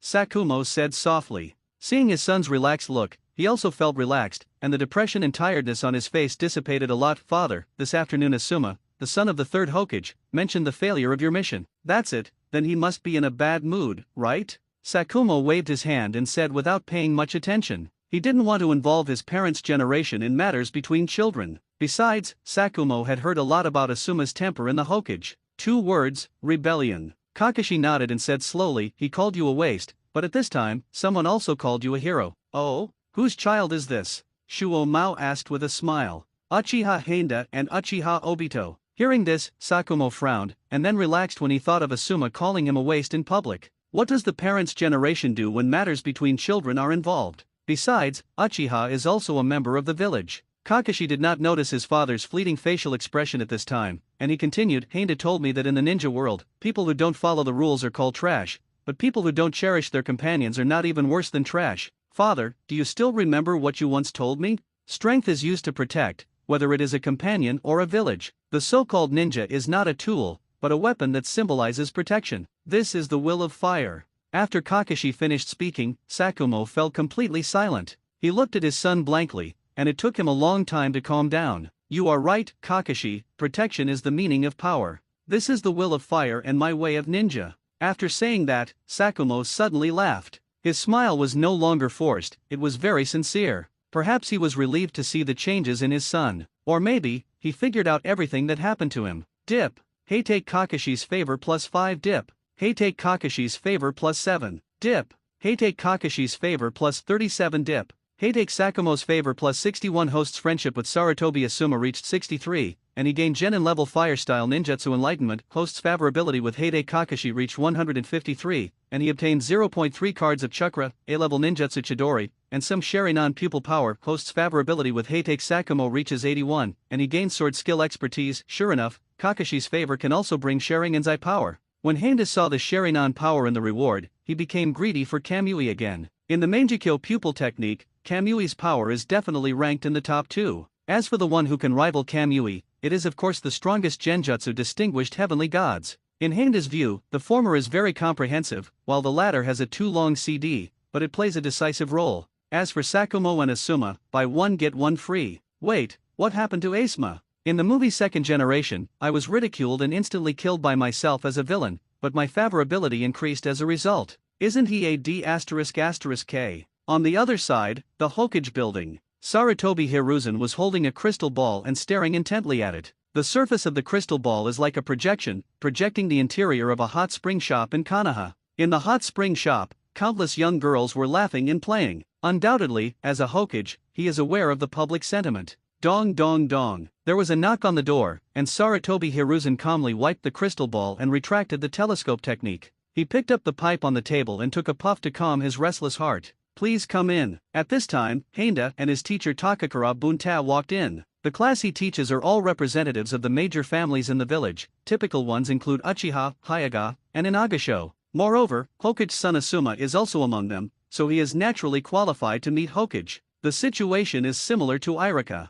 "Sir, third generation, I will report on the teaching situation in the class. Did Asuma cause trouble in school?" Hiruzen Sarutobi took a puff of his cigarette and asked with a smile. Gao Kangbunta thought for a while, nodded, and said Asuma called Kakashi's father a loser at school and said something about rumors in the village. "Well, I understand. I will lead him to apologize to Sakumo in person." Sarutobi Hiruzen said a little helplessly. There is no way, as Asuma's father, he has the responsibility to wipe his son's butt. Seeing that Takakura Bunta hadn't said goodbye yet, Sarutobi Hiruzen smiled and said, "Is there anything else, Mrs. Wen?" "That's it, third generation Sama." When Asuma spoke of Sakumo-sama, both Uchiha Handa and Uchiha Obito refuted him and called him a hero. And Handa also defeated Asuma, and even Kakashi was defeated by Heinda. Hearing this, Sarutobi Hiruzen was silent for a moment. It doesn't matter if his son is defeated, he is Uchiha after all. But if Kakashi is defeated, then there is a problem. In a word, Kakashi is a genius among geniuses.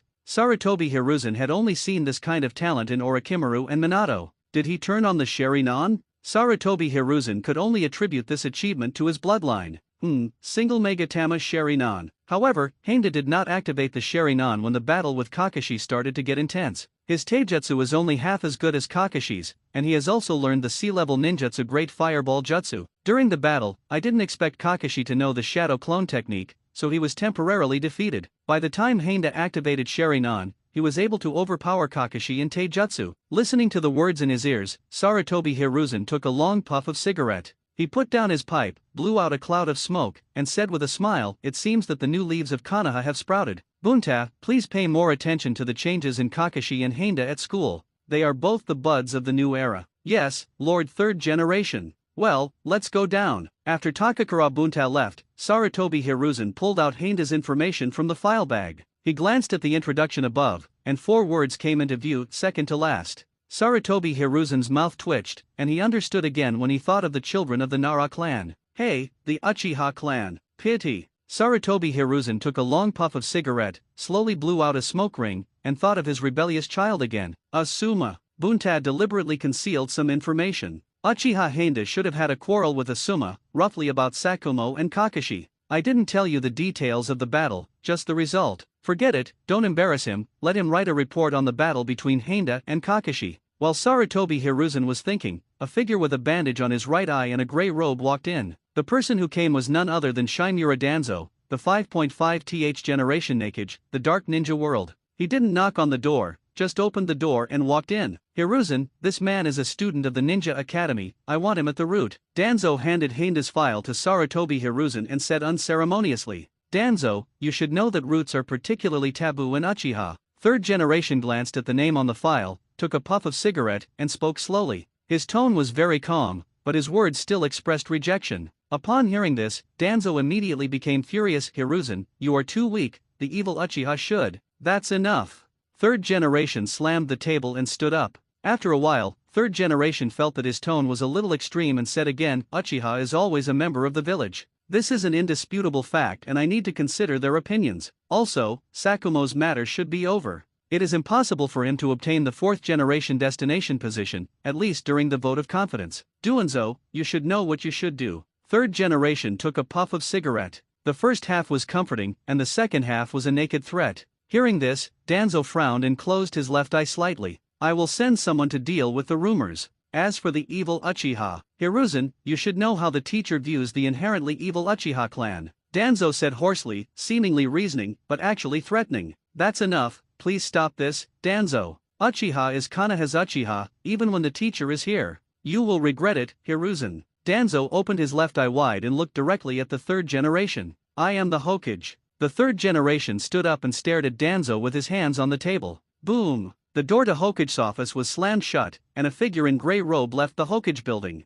His figure gradually disappeared into the darkness, and finally disappeared completely. At the same time, a thin figure broke into the office. Heinda didn't know what happened in the Hokage building. Even if he knew that Danzo had targeted him, Heinda would not panic. Because, he has found 2 backers, one is Heitake Sakumo, and the other is the Uchiha clan. At this time, the Uchiha clan land. When the news came that Heinda defeated Kakashi, a rare genius boy in Konoha, the leader of the Uchiha clan, Uchiha Kenji, planned to meet Heinda in person. "Lord Patriarch." Heinda stood at the door with some restraint and said hello. To be honest, he is a little shy and doesn't like interacting with strangers. Of course, if necessary, he will definitely go, just like this. "It's Heinda, sit down," the clan leader said with a soft smile. He took another young man with him, about 16 or 17 years old, with an old-fashioned face. Heinda guessed that he had another dead face. "This is my son, Uchiha Fugaku. Heinda, if you don't mind, you can call him Brother Fugaku." The patriarch smiled.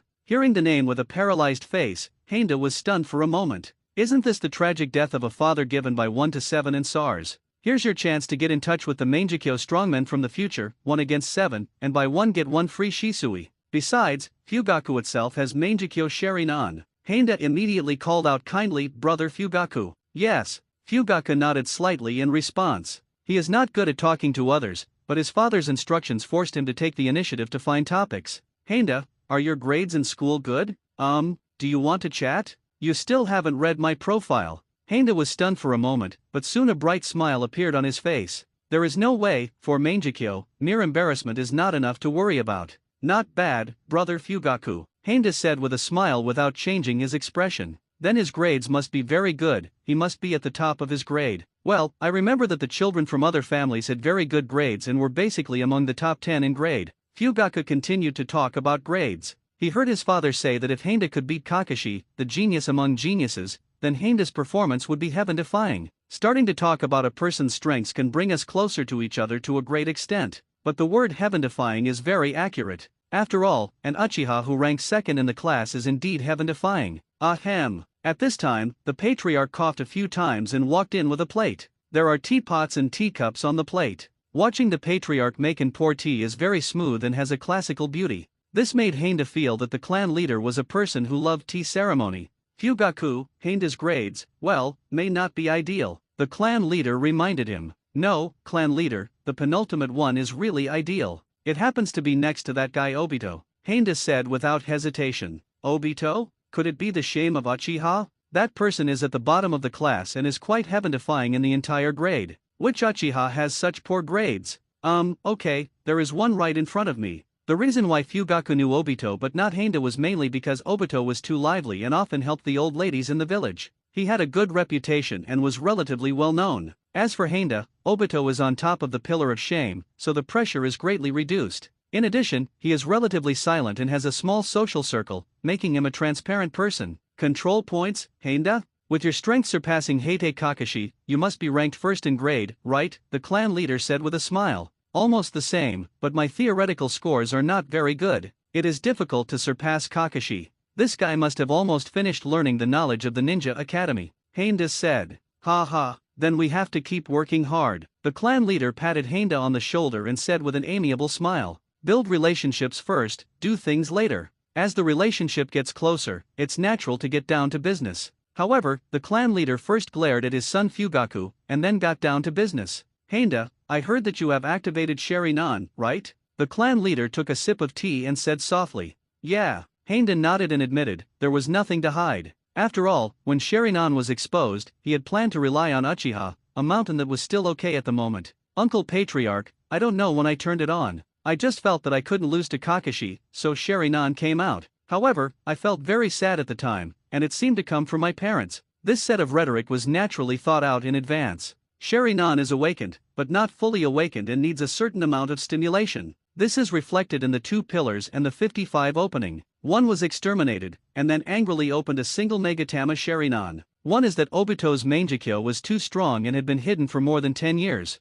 It was not until a young man in a red cloud cloak killed a certain copy ninja that he didn't follow martial ethics for a month that he finally awakened. Of course, the former is a spoiled child who only cares about Nissan and his parents, while the latter is a transplant from a foreign race and has severe blood rejection. Generally speaking, Henda believes that the clan must have recorded this. Sure enough, the patriarch heard that he was there and explained with a smile, yes. You should have awakened when you were about 4 years old. When you awakened, your own chakra was insufficient and did not meet the conditions for complete awakening. Later, when you were stimulated, it naturally turned on. The clan leader was very considerate and didn't mention the death of Henda's parents at all. This made Henda have an initial liking for him. Of course, his previous conversations had also tested the clan leader's attitude towards him. The clan leader probably wanted Fugaku to form a bond with him, similar to a brotherly relationship. It can be seen from the way Henda calls the clan leader as the clan leader step by step.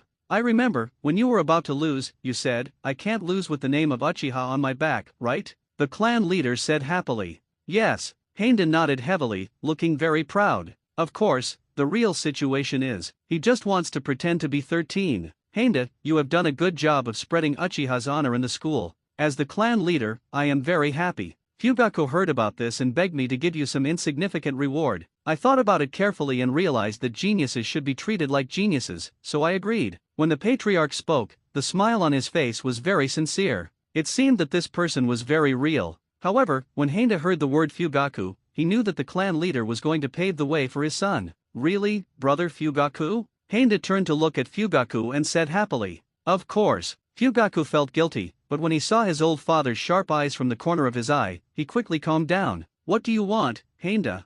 Fugaku added. Forward. Heinda pretended to be deep in thought, and Fugaku and the clan leader did not disturb Heinda. There was silence in the room for half a minute, until Heinda spoke. Shadow clone jutsu. That guy Kakashi used the shadow clone technique to trick me. I can't fall in the same place. B-level ninjutsu? The clan leader pretended to be hesitant, but his eyes kept making small movements and looking at his son. Father, just promise Heinda. Heinda is right, Uchiha must not fall in the same place a second time. Fugaku said with some excitement. Even if there was no hint from the clan leader, he still wanted to plead for Heinda. The patriarch looked at his son, then at Heinda, and finally sighed and agreed. Okay, Heinda, the shadow clone technique is a B-level ninjutsu. Although it is precious, geniuses should be treated as geniuses in the clan. Thank you, brother Fugaku. Heinda thanked Fugaku immediately. Of course, after a while, he seemed to notice the displeased gaze of the patriarch, and turned to the patriarch again and said, Thank you too, Uncle Patriarch. After Heinda thanked him, the three people in the room all laughed. Heinda received an extra reward, and he originally expected the clan to help him resist the pressure from Konoha's top brass. However, the clan leader gave ninjutsu as a gift, and it was the shadow clone technique that he had longed for. The function of the shadow clone technique is not just superficial detection and deception. The most heaven-defying and cheating thing is experience sharing. In other words, the clones have the same talent and the same cultivation speed. When they dissipate, the experience will return to the original body. What does that mean? This means that you can get double, triple, or even dozens of times the experience. Think about the reincarnation of Larido and Azura, who thinks he is not very smart, and hundreds of shadow clones practicing at the same time. This is not a plug-in? Of course, Heinda didn't expect his brain to be as heaven-defying as Naruto's, able to accept so many memories at the same time. But as a time traveler, his mental strength must be much higher than that of ordinary people, and he can withstand greater mental pressure. What's more, he has the blessing of Sharingan. This also means that it will be no problem for Heinda to open another small hook. As for the other two people, Fugaku and the clan leader, Fugaku, on the other hand, was really happy with Heinda's thanks. After all, he had helped others and received spiritual rewards. The patriarch, he is happy that his son has won over a talented young man. The old father who paved the way for his son burst into tears. The three of them chatted for a long time until the sun went down. Of course, more often than not, it was the clan leader who led Heinda and Fugaku to talk. The clan leader and his son sent Heinda to the door of their house. The clan leader watched Heinda's leaving back and said with a smile, Heinda, if I have any problems with ninjutsu in the future, I can come to you, brother Fugaku. Is that okay, brother Fugaku? Heinda turned around and said, a little embarrassed. Hearing this, the clan leader secretly patted Fugaku's thigh with his hand to give a brief reminder. Yes. Of course, Heinda, I don't mind the trouble, Kaido Fugaku said helplessly. He really doesn't like teaching others, even his own son. 1,007 pestered Fugaku for a long time before he learned the art of Great Fireball. As for his younger son Sussy, he really didn't want to teach it. Take a look at the 1-on-1-7 game that you can master after being taught once, and then look at Sassy. Fugaku's performance in the original work can be seen as Madara. Of course, Fugaku loves his two sons very much, there is no doubt. However, teaching children is really troublesome and tiring. Okay, brother Fugaku, if I have a problem, I will definitely come to you. Brother Fugaku, don't be too troublesome. Heinda stuck out his tongue and smiled. He was saying hello in advance and saying yes so that he could go find him next time. Of course, most people will most likely be disgusted when they say this, but the cute little boy is different. Okay. Fugaku glanced at the horizon and felt it was troublesome, but with his father beside him, he had no choice but to agree. When Heinda's figure disappeared completely, the clan leader took Fugaku back home. What do you think of this young man named Heinda? The clan leader asked slowly. A very talented tribesman, and a bit cute, father. Fugaku replied honestly. Yeah, you should change the clan member to the younger brother. He opened Sharingan at the age of 4. This talent is particularly remarkable in the entire history of Uchiha. Also, don't underestimate Heinda. He is very smart and performs well, but children's performances will always have flaws. But he really likes you, Fugaku. Listening to his father's words, Heinda's smile appeared in Fugaku's mind unconsciously. Yes, is that so, father? Arrive home. Heinda placed his shoes and shouted inside as a habit, I'm back. No one responded in the room. It was quiet, but Heinda had already adapted to this. He took the scroll recording shadow clone, walked to the desk, and pulled the scroll open. The text on the scroll was revealed, and the handwriting was very neat.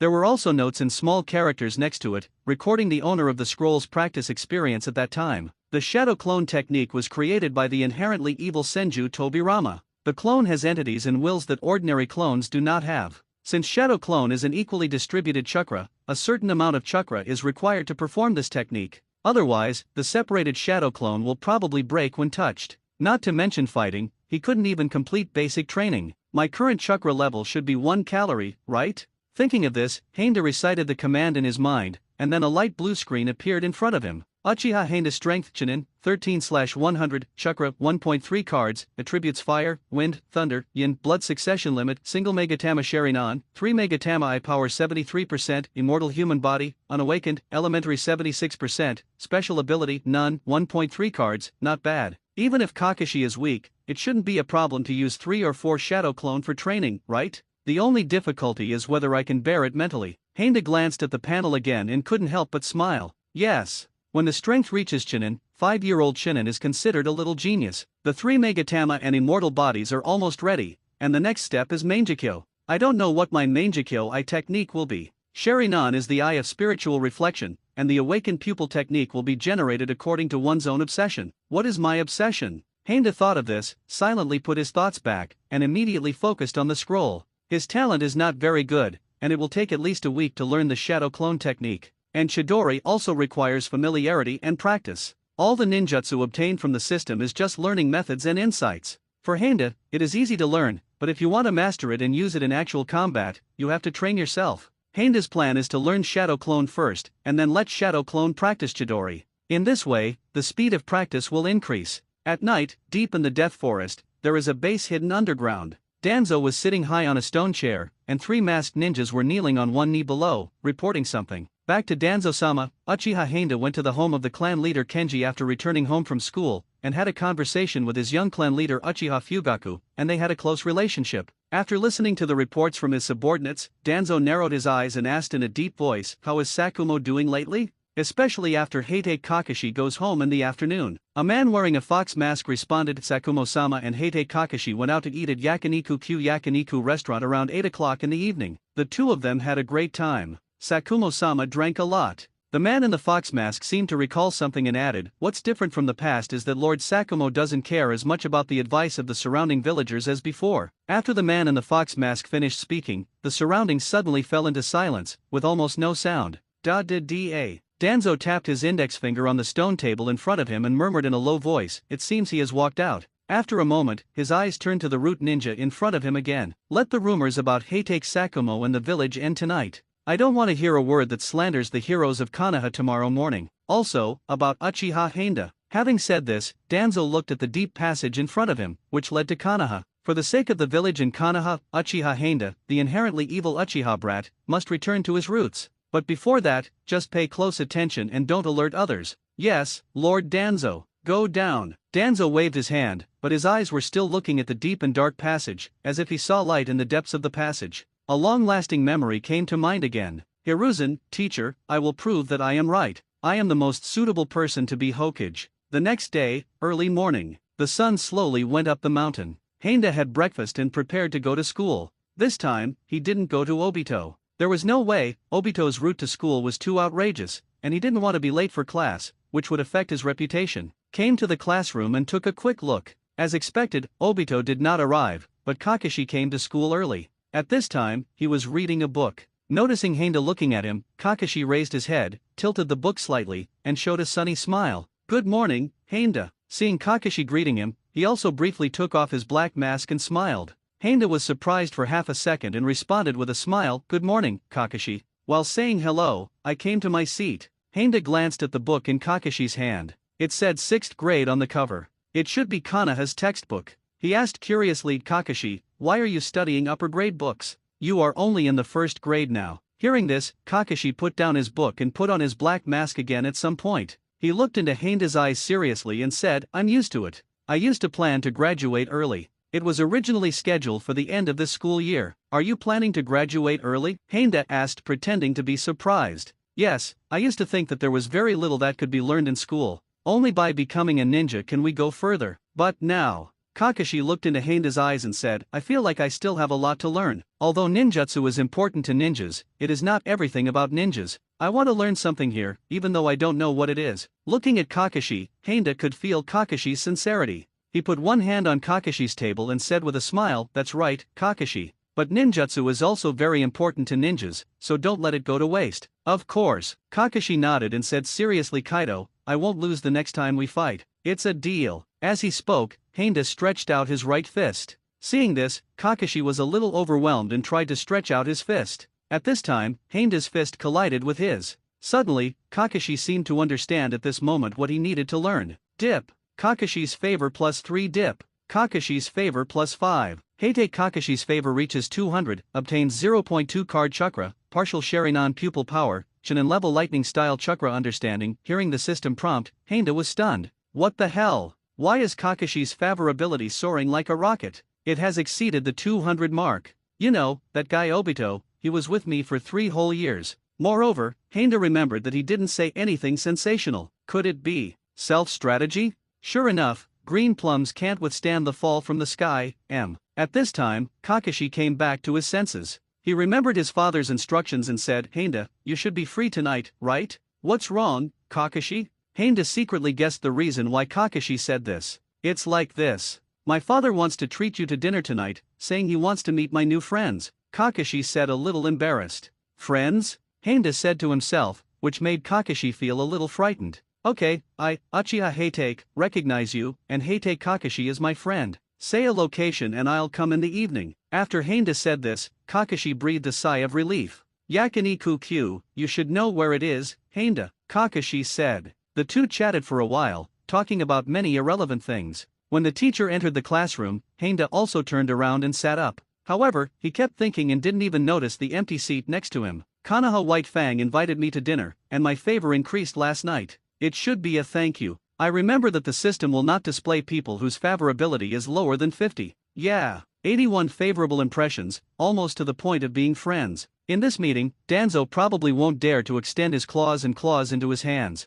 2 backers, double insurance. As long as I don't seek death, I will be safe in Konoha." Thinking of this, Hinda no longer worried about the rat in a certain gutter, the 5.5th generation nakage. Da-da-da. The sound of hurried running sounded in the corridor. A boy with goggles on his forehead rushed into the classroom. "Private Marseille, sense." Obito held the classroom door with one hand and said breathlessly, "Needless to say, I already know. You are helping the old lady cross the road, right?" the teacher said expressionlessly. "Ahaha, the teacher already knows." Obito scratched the back of his head and said embarrassedly. Looking at Obito's silly appearance, the teacher said helplessly, "Go down, Obito, you can't be late again tomorrow." The teacher didn't even believe what he said. No way, he once secretly investigated Obito. Obito did often help the old lady cross the road in the morning. In this regard, the teacher could only comfort himself. "Yeah, thank you, teacher." Obito bowed 90 degrees and ran back to his seat happily. However, Lin whispered angrily, "You're late again, Obito, for the 5th time this week, and besides, today is Friday." Obito looked at Lin's angry face and felt that Lin was cute for no reason, and suddenly his face turned slightly red. "Okay, Linear Obito really didn't mean to be late," Hinda whispered, with a hint of fear in his tone. He knows very well that Obito's journey to school is terrifying. It's a street of about 100 meters, and there are dozens of old ladies. "Why aren't you late? Just spoil Obito, Hinda," Lin said angrily. At this time, the teacher heard the voice and looked at Hinda and the others. "We had a great time chatting, Hinda-san. How do you solve this problem?" The teacher pointed at a question on the blackboard and said in a deep voice, "I don't know." Hinda took a look at the question and said he didn't know, so he just Kaido. The teacher took a serious look at Hinda and said, "Are you sure?" "I really can't," Hinda said honestly. He only carefully looked through the textbooks on the first day of school and found that there was nothing to learn. After that, he didn't listen much in class, and he basically just recalled the plot in the original work. Seeing Hinda's unflinching refusal and calm look on his face, coupled with Uchiha's natural handsome guy buff, the little girls in the class immediately felt love in their eyes. "Wow, I can't stand it anymore, Udian looks so handsome even when he refuses. You have to have strength and strength, you have to have good looks, sisters, I'm about to fall." "Go ahead, isn't Kadayan delicious? They are a bunch of superficial women." "Shut up, I love every handsome guy." The words that came to his ears kept polluting Hinda's ears. He clearly remembered, isn't this how Kakashi was treated? How come after defeating Kakashi once, this kind of treatment is mine? Sure enough, the girl who turned left is the most outrageous. Until another conversation came into his ears, Hinda's expression gradually became weird. "Brother Asuma, that boy from Hinda is showing off again. And this guy can't even do this basic question, and yet he still shows off. One boy said very unhappily. Be respectful and call Heinda brother. He is my most respected opponent. Asuma said impatiently. But, brother Asuma, he beat you yesterday afternoon. Fart. That's the lesson of love. Yesterday afternoon, I sneaked into my dad's office and looked through Sakumo-senpai's files. Sakumo-senpai has carried out 27 S-level missions and 123 A-level missions. How can I shamelessly slander such a senior? What's more, when Asuma said this, her voice subconsciously became much quieter. I discovered that my father actually allowed the evil Shinmura Danzo to slander Sakumo-senpai. Ahem, it was precisely because of the teachings of my lifelong rival, Uchiha Heinda, that I was able to realize that my father was not qualified for his role. Brother, why don't you make this matter public? The boy asked doubtfully. Hearing this, Asuma's face turned red and she said awkwardly, I was warned by my father. In short, Uchiha Heinda is a respectable opponent, please keep your mouth clean from now on. I will also overthrow my father's corrupt rule and become Hokage. Yes, brother Asuma. The boy's eyes were bright and he said with great admiration. Really filial. The hall is full of filial piety. I wonder if third generation will beat this traitor to death on the spot. On the other hand, the evil Shinmura Danzo is described well and deserves praise. It would be better to add the word natural in front, only. Heinda turned around and glanced at Kakashi sitting behind him. He wore a mask on his face and looked at himself. You should have heard everything, Kakashi?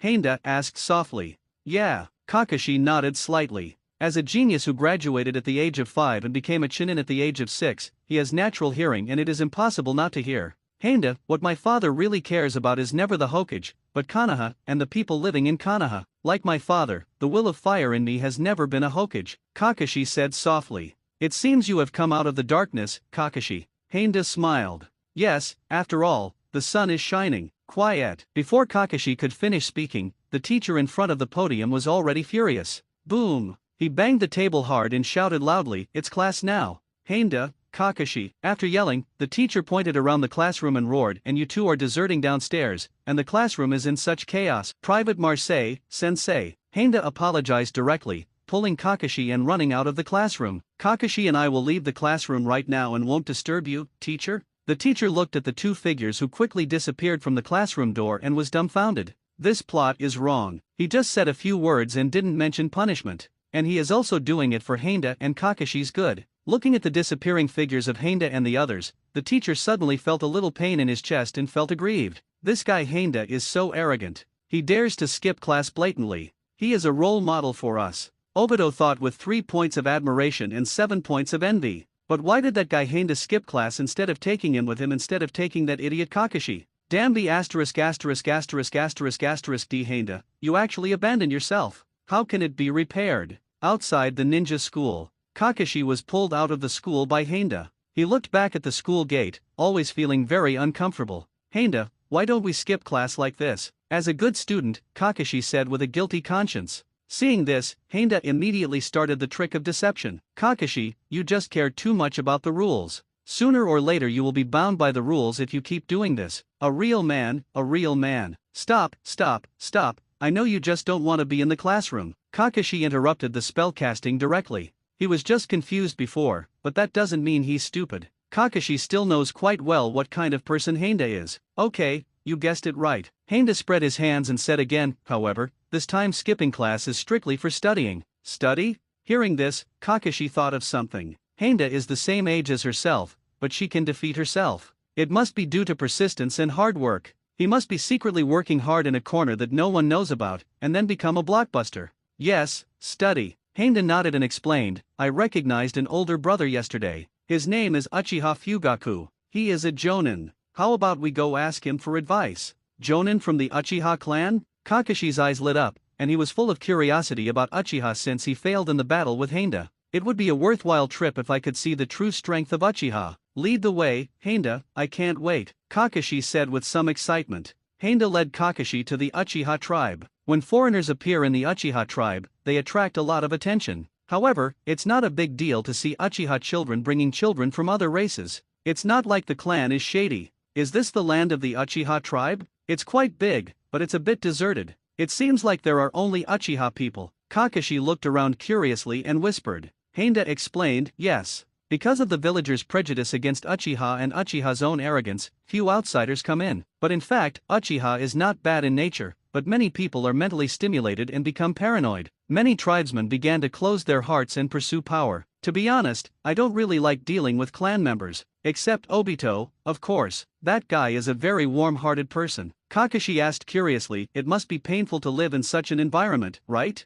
Fortunately, most people in Uchiha are just a little too arrogant. In fact, they still take good care of their clan members. When Heinda said this, he paused and continued, for a child like me who has lost both his parents and has no one to take care of him, my clan will give me a free sum of money every month, and the Uchiha children from other families will never bully me. For Uchiha, bullying the weak is a shame. Arrive, Heinda said as he walked, and soon the two of them arrived at the training ground of the Uchiha family. There was a small forest in front of him, with many targets in it, and many kunai and shuriken stuck in the center of the targets. The clan leader told Heinda that Fugaku often trained here. Brother Fugaku, I'm here, Heinda shouted towards the grove. What he was thinking about was, I'll create a chance for Uchiha to make a comeback, so don't be ignorant. It's Heinda, Fugaku said a little troublesome, with a hint of impatience in his tone. Well, it's me. I also brought a classmate, Lord Sakumo's child. Two children are even more troublesome, Fugaku thought to himself. He helplessly jumped off the branch and appeared in front of Heinda and Kakashi from the hidden woods. Ahem, Heinda, are you here to ask me for advice on ninjutsu? Fugaku asked with a straight face and an expressionless expression. Yes, brother Fugaku, I thought of you as soon as I had some difficulty in practicing Shadow Clone, Heinda said, pulling Kakashi and introducing brother Fugaku. This is my friend Heite Kakashi. He is number 1 in the class and grade. Heinda thought to himself that he had already hinted clearly, so hurry up and start a relationship. Uchiha almost missed the opportunity to win over Konoha White Fang. I just heard Fugaku say with a dead face and an expressionless face, that's it. Kakashi, the Heite clan is good at swordsmanship. Although Uchiha also has strong men who are good at swordsmanship, I am not a grandmaster. I can't teach you anything. As soon as he heard this, Heinda's back molars were almost broken, and he almost fainted out of breath. To put it nicely, I am not capable enough to teach you. To put it bluntly, I don't want to teach, so you can leave on your own initiative. You can't lead your pig teammates. No wonder the people behind me are humble enough to die. Their political consciousness is too poor. The fact that Uchiha was able to go to the point of annihilating the entire clan is definitely due to you, Fugaku. Forget it, for Mangekyo, I'll do it myself. If you don't understand, it's impossible that even your father can't understand, right? Ahem. Heinda coughed a few times and smiled at Fugaku. Kakashi is also good at ninjutsu. Brother Fugaku, aren't you good at genjutsu and fire style? Why don't you teach us how to do it? Looking at Heinda's smile, Fugaku remembered his father's instructions and reluctantly nodded in agreement. Okay, I am indeed good at genjutsu and fire style, but I know too many ninjutsu. Please wait and let me think about it carefully. After a while, Fugaku said, how about Phoenix Sage Fire Jutsu and Fox Heart Jutsu? Both are sea-level ninjutsu, which is very suitable for you to learn. Hearing this, Heinda looked at Kakashi, saw him nodding slightly, and responded with a smile, okay, brother Fugaku. Fugaku ignored Heinda's active appearance and led the two of them to the edge of a lake. The lake is not large and there are not many people around it. Okay, let me demonstrate it first, Fugaku said, stretching out his hand and starting to form seals. Because of the demonstration, he made the seals very slowly, about one seal every half a second.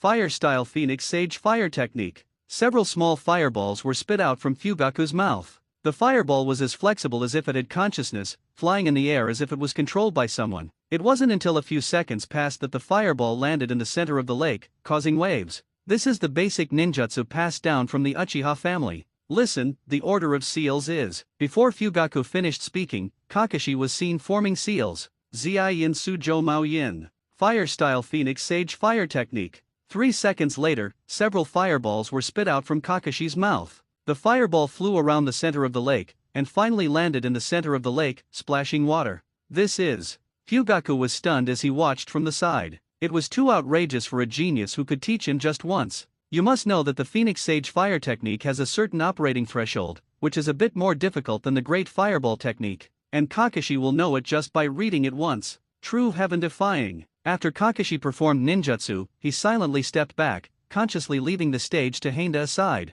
I'll come. Heinda is confused. You Kakashi can read it once, but I can't. It's embarrassing for me to do this. Ahem, brother Fugaku, I was injured yesterday and am not feeling well. I'm just watching and watching. Heinda turned to look at Fugaku aside and said awkwardly. He didn't want to compare them like 1 versus 7 and sassy. It makes Sasuke look like he has very little talent. There is no way. My own plugin is similar to Sas's plugin. It is a late-stage plugin, it is very fast, and it is not comparable to a real genius. That's right, Heinda. Fugaku didn't mind and added with a smile, then watch carefully and study carefully. As he spoke, Fugaku suddenly smiled mysteriously. He looked at Heinda and Kakashi and said, "Next, I will teach you genjutsu. Of course, the teaching process includes casting and cracking. I will teach them both together.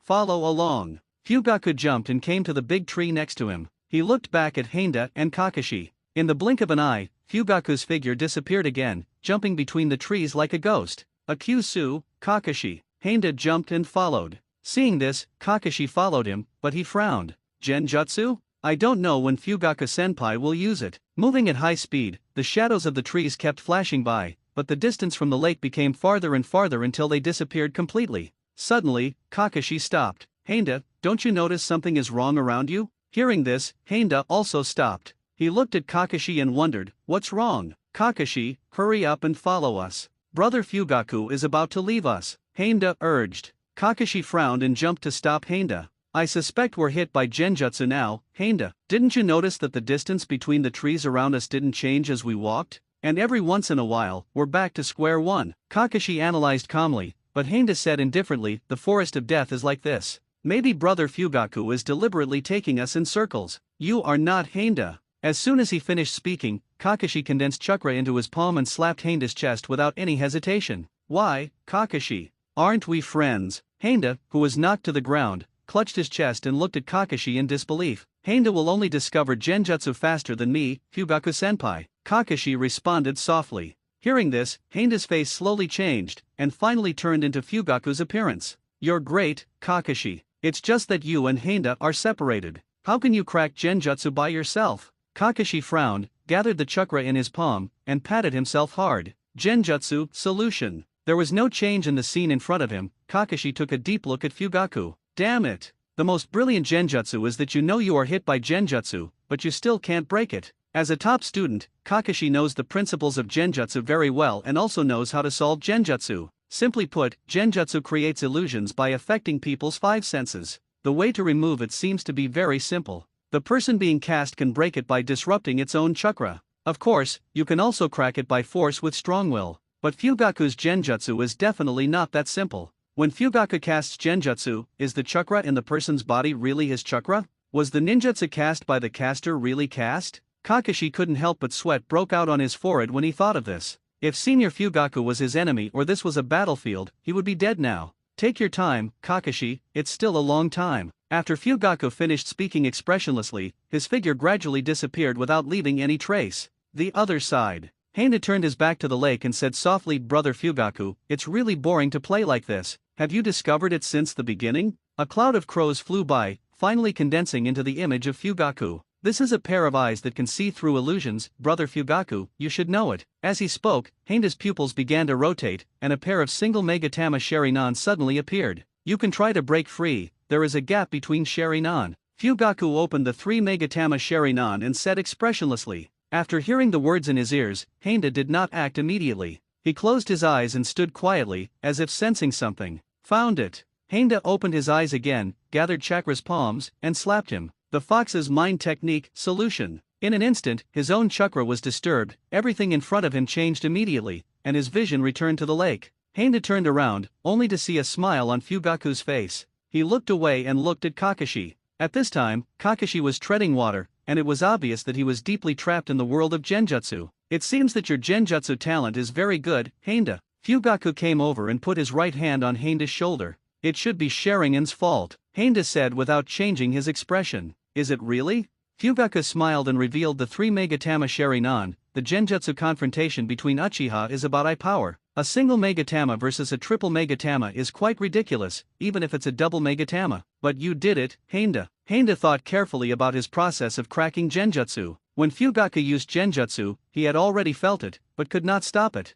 Heinda had only 2 ways to crack genjutsu at that time. A kind of self-mutilation, awakening oneself through physical stimulation. The other kind is more common in the ninja world, which is to disrupt the operation of one's own chakra. For the sake of training, Heinda did not need to harm himself, so he immediately looked for his own chakra. In front of a skilled genjutsu, chakra will be hidden and even manipulated. Everything you see is just what others want you to see. Only by finding the hidden chakra can we break the situation. This is the idea. And Henda found chakra easily, with almost no effort on his part. Thinking of this, Henda quickly found the key to the matter. That is because his mental power is different from ordinary people. As a time traveler and a person from 2 lifetimes, Henda's mental strength is much higher than that of ordinary people, not to mention he has the blessing of Sharingan. It seems that my genjutsu talent is very high, brother Fugaku. Henda chuckled. I have a mission for you, Henda. Fugaku stretched out his hand from his kimono. Look at my Sharingan. This is the way to perform the fox's heart technique. The world in front of Henda changed again, but the process of change was very slow, as if time had slowed down. During this process, Henda can clearly perceive the changes in his own chakra. The source of this change is Fugaku's chakra. His chakra spreads from his eyes, invades his brain, and eventually spreads throughout his body. And this process is exactly the way to perform the fox's mind technique. At this time, Fugaku's voice sounded in Henda's ears again. Uchiha who possesses Sharingan does not need to form a seal to cast genjutsu. He only needs to let the enemy see his eyes. Even if this process only lasts for a moment, it is enough to make the enemy fall into an illusion. And the task I give you is, bring your friend, Kakashi, back to reality from the world of genjutsu. Fugaku's figure slowly turned into black crows and flew away. Following the crow of the crow, Henda came to a forest, and in front of him was Kakashi. How did you get in, Henda? Kakashi raised his head in surprise and looked at Henda, who broke into his field of vision. Brother Fugaku, send me to save you. Henda responded in a joking tone. He slowly walked towards Kakashi, and finally stopped 2 meters away from Kakashi. Kakashi was cautious about the intrusion and did not completely trust himself. It seems that you have noticed genjutsu, Kakashi? Henda said softly, his expression becoming serious. Before Kakashi could speak, Henda continued, look into my eyes, Kakashi. While speaking, Henda revealed his single Megatama Sharingan and looked at Kakashi. In an instant, 3 Megatama appeared in Kakashi's pupils and slowly rotated. Henda, on the other hand, covered his eyes in pain. It's not that simple, Henda. You are also in genjutsu. Unless you get rid of genjutsu first, then disturb my chakra. Kakashi analyzed rationally. Then what should I do? I have only mastered the fox mind technique initially, and I want to directly crack genjutsu. You have also seen the results, Henda said hoarsely. His eyes were still aching, as if it was as Fugaku said, single Megatama versus 3 Megatama, which is very ridiculous. You can still use your chakra now, right? Kakashi asked. Able. Hearing the answer, Kakashi slowly walked towards Henda and stretched out his left fist. You mean, but this is an illusion, Kakashi. Henda thought Kakashi wanted him to disrupt his chakra, and said with some confusion. The fox mind technique only disorients people. What you see is still my true body. Chakra, okay, I understand. Henda stretched out his right fist and collided with Kakashi's left fist. At this moment, 2 chakras appeared on Kakashi's body, one was ordinary and the other looked very dark. Now, Henda, I know. Henda opened the single Megatama Sharingan and looked at Kakashi. In an instant, Henda's understanding of the principles of fox mind jutsu began to be transmitted to Kakashi's brain. The 3 strands of chakra began to contact and collide with each other, disrupting the movement of chakra inside Henda and Kakashi's bodies. Genjutsu, solution, Henda and Kakashi said in unison. When the genjutsu was lifted, the two returned to the lake again. Unlike the genjutsu world, Henda and Kakashi are very close to each other but do not have any physical contact. It seems that you two have initially understood the principles of genjutsu, rather than being as superficial as the textbook introduces, Fugaku said with some surprise. He originally thought that Henda and the others would have to endure some hardships before they could figure out the key to the problem. Unexpectedly, Kakashi soon realized that his body was still the original body in the genjutsu world, and Henda could release chakra. Henda also understood this in a short period of time, induced Kakashi's chakra through his own chakra, and then passed the genjutsu principle to Kakashi. At this time, Kakashi breaks his own genjutsu and uses his own chakra to disrupt Henda's chakra. At this point, both types of genjutsu performed by Fugaku were all released with the tacit cooperation of Henda and Kakashi. Kakashi is not only a ninjutsu genius, but also a tactical genius, and Henda is a qualified ninja who can know what he should do immediately. Fugaku silently commented on the two of them. Brother Fugaku, it seems that Kakashi and I have initially grasped the principles of genjutsu, Henda said with a smile. Not bad, but you need to practice more if you want to be proficient in it, Fugaku said without changing his expression. Although he was very surprised by the performance of Henda and Kakashi, he was afraid that the two children would be proud, so he did not praise them more. Henda, your genjutsu talent is pretty good. You can ask me about Sharingan's use of genjutsu in the next few days, Fugaku said to Henda. Okay, brother Fugaku, Henda said.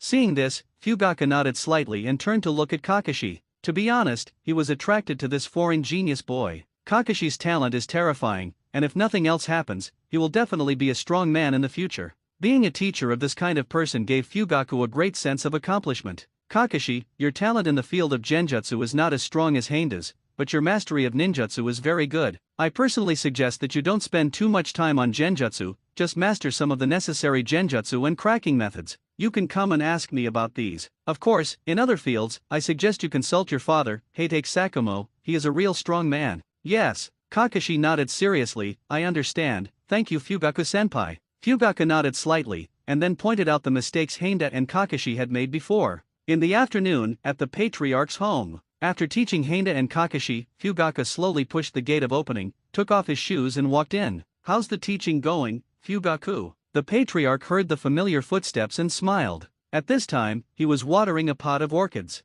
After watering, he put the water bottle down and looked up at Fugaku. Father, do you know? Fugaku said in surprise. However, after thinking about his father's identity, he felt that this was nothing surprising. When Sakumo's son walks into the clan area, someone will naturally report it to me. The patriarch walked to a table, nodded for Fugaku to sit down, and said, Did you enjoy getting along with Kakashi and Handa? Fugaku thought about it for a moment. Kaido, fortunately, Handa is very active and talks a lot. Kakashi is very calm and talks less. The patriarch frowned, this was not the answer he wanted. You passed the teaching process to me using genjutsu. Yes. Fugaku then opened the 3 Megatama Sharingan. When the two pairs of Sharingan looked at each other, the teaching scene reappeared. In a small forest, Fugaku was training Kunao and Shuriken, when suddenly a childish voice came from outside the small forest. Brother Fugaku, I'm here. The figures of Handa and Kakashi appeared. They were so close that they only shook hands and put their shoulders to each other. It's Handa. Fugaku said a little troubled.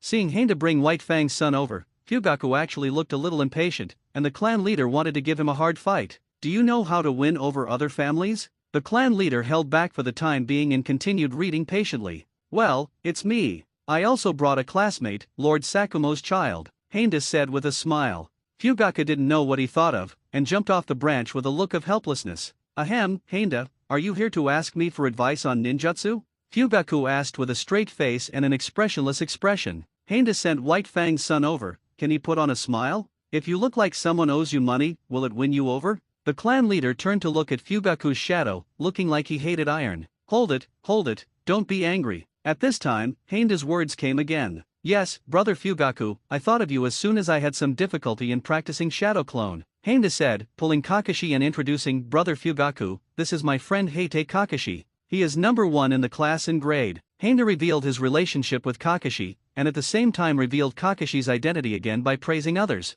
This was greatly appreciated by the patriarch. He revealed the information calmly, Handa is simply a standard intelligence ninja. Only. Fugaku still had a dead face and showed no appreciation. That's it. Kakashi, the Heitake clan is good at swordsmanship. Although Uchiha also has strong men who are good at swordsmanship, I am not a grandmaster. I can't teach you anything. After Fugaku finished speaking, the clan leader couldn't bear it any longer, and he swore directly, I teach you ****. The patriarch spoke too fast and was too emotional. Fugaku on the side looked confused, but he still asked with concern, what's wrong with you, father? You're still asking me what's wrong? Can't you understand what Handa is doing? Talk. The patriarch's temper that had been hidden for many years burst out and shouted loudly. But the scene continued, and a coughing sound was heard. It was Handa, who still had a bright smile on his face. Seeing this smile, the patriarch felt a lot less angry. If my son is not sensible, is Handa still not sensible? Sure enough, Handa's next sentence directly made up for the mistake. Handa said, Kakashi is also good at ninjutsu. Brother Fugaku, aren't you good at genjutsu and fire style? Why don't you teach us how to do it?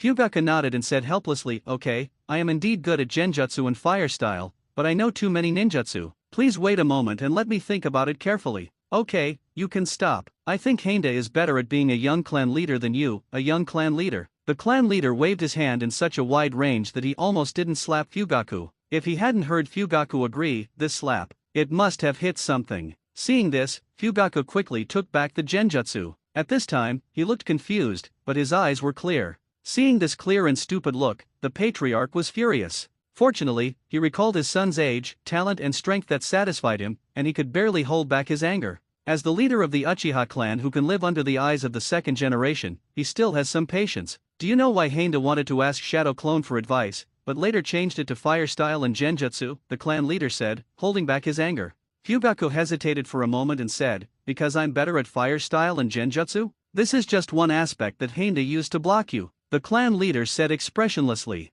What else? The clan leader asked. He stared into Fugaku's eyes, and saw only confusion in his eyes. At this moment, the patriarch seriously doubted whether his son was focusing on muscles and not inheriting any of his own wisdom. Fugaku recalled that Heinda and Kakashi had a very good relationship and were still friends. He patted his head and said immediately, it's Kakashi. Hearing Kakashi, the clan leader was very excited, thinking that Fugaku's brain had finally opened up. Only, Fugaku has the next thing to say. Heinda and Kakashi have a very good relationship and are trustworthy friends. Hearing this, the clan leader was almost stunned. God's friend. It's Kakashi. It's because Kakashi's father is Konoha White Fang. Did you hear that clearly, Fugaku? The clan leader roared. Listen clearly, father. Fugaku lowered his head, looking innocent. What he said was all the truth, without any sand. Now, I say, you remember. The patriarch was very disappointed with Fugaku, and his face was so gloomy that he almost shed tears. The Uchiha clan has been suppressed by the Hokage faction since Lord Hashirama died and the second generation succeeded, whether it's a second generation project or a third generation project. Now, Tsunade, the disciple of the third generation, is very disappointed with the village, and Jiraiya doesn't want to take care of it. When there is no war, the village is not in Sunin for a long time. The only remaining members of the Hokage faction are the third generation, Orochimaru, and 3 weakened elders. There are not many strong people in the village except the Hokage faction. Most of them are neutral towards Uchiha. The strongest among them is Konoha White Fang Heitake Sakumo. Fugaku, you should know that Heitake Sakumo is no less powerful than Kage, and Heinda used his relationship with Kakashi to help Uchiha win over Heitake Sakumo in order to compete with the top management of Konoha. Of course, this is not enough, but it is enough, as long as Uchiha doesn't make trouble. Dip. Uchiha Kenji's favorable impression plus 13 dip. Uchiha Kenji's favorable impression plus 27 dip. Uchiha Fugaku's favorable impression plus 39 hosts favorability with Uchiha reaches 76, and he gets 0.2 cards of chakra and some Sharingan power. The favorability of host in Uchiha Fugaku reaches 86, and he gets 0.3 card chakra and part of the Sharingan pupil power. Congratulations to host Sharingan whose pupil power has reached the 3 Megatama Sharingan standard. The next level is Mangekyo Sharingan, 9/100. A series of system prompts sounded in Heinda's ears. For a moment, his walking stopped. What's wrong, Heinda? Kakashi noticed something wrong with Heinda's expression and asked in concern. It's okay. Heinda smiled, and the chakra expanding in his body was no longer active at this time.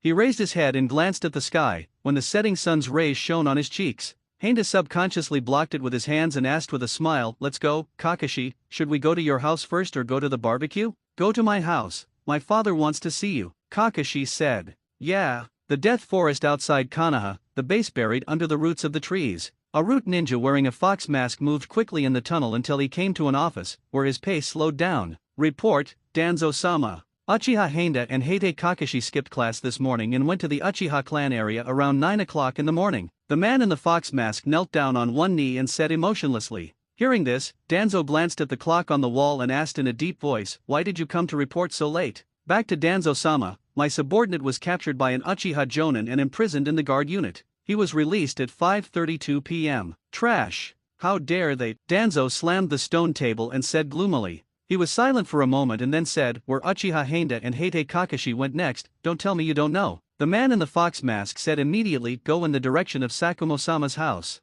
I guess Heitei Kakashi is going to take Uchiha Heinda home. Boom. The sound of slamming the table came from Danzo, and at the same time a sharp voice came. Rebellion, rebellion. How dare he, Heitei Sakumo, touch Uchiha's people. Seeing this, the man in the fox mask did not dare to breathe loudly, for fear of attracting Danzo's attention. After 2.5 seconds, Danzo calmed down and said calmly, you, Ghostface, and Demon Cat, led by Muramasa, immediately go to Heitei Sakumo's home and secretly record all contacts between Heitei Sakumo and Uchiha Heinda. No information is allowed to be let go. Yes, Lord Danzo. Immediately, Jonin's powerful Muramasa led 3 elite Chunin and left the office in a flash. Heitei clan land, Kakashi family. Heinda and Kakashi pushed the door open and entered. I'm back, father, Kakashi said softly into the house. I heard that you skipped class today, right, Kakashi? Sakumo's words came from the study room. Hearing this, Kakashi fell silent. To be honest, this was the first time he skipped class and violated the so-called rules.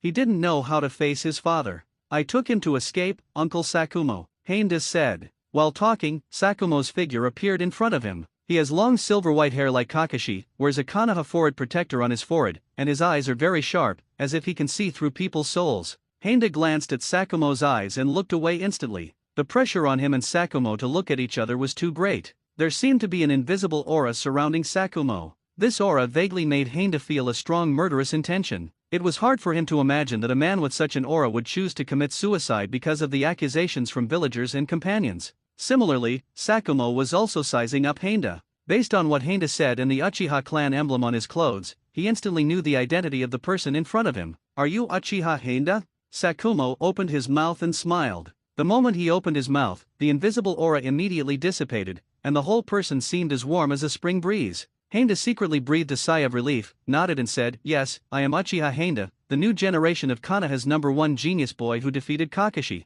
Hearing this, Kakashi rolled his eyes silently. However, Sakumo could tell that Heinda was putting too much pressure on himself and used Chuji's words to relieve the pressure. "Yeah, it's not good to skip class. If necessary, you can ask the teacher for leave." Sakumo smiled. Heinda didn't take his skipping classes seriously either. He has already thought that once Shadow Clone learns it, the main body will basically not go to school. But Kakashi next to him quickly explained, "Father, Heinda and I skipped class to study with Fugaku-senpai. Fugaku-senpai is an Uchiha Jonin who is very good at fire style and genjutsu. Heinda and I learned 2 sea-level ninjutsu, Phoenix Sage Fire Jutsu and Fox Heart Jutsu from him. I can demonstrate, Father." Sakumo glanced at Kakashi, waved his hand, and said with a smile, "You don't have to explain these things to me, Kakashi. You have grown up and there is no need to tell me many things. Of course, if you want to share it, I'd be happy to hear it." "Really, Father?" Kakashi looked up at Sakumo, who had a smile on his face, not as if he was lying. In an instant, Kakashi breathed a sigh of relief and felt a lot more relaxed. "But at the same time, I felt empty in my heart, as if I had lost something." "Don't stand there yet, sit down and chat." Sakumo took Heinda's hand, came to a table, and said, "I didn't prepare any drinks at home.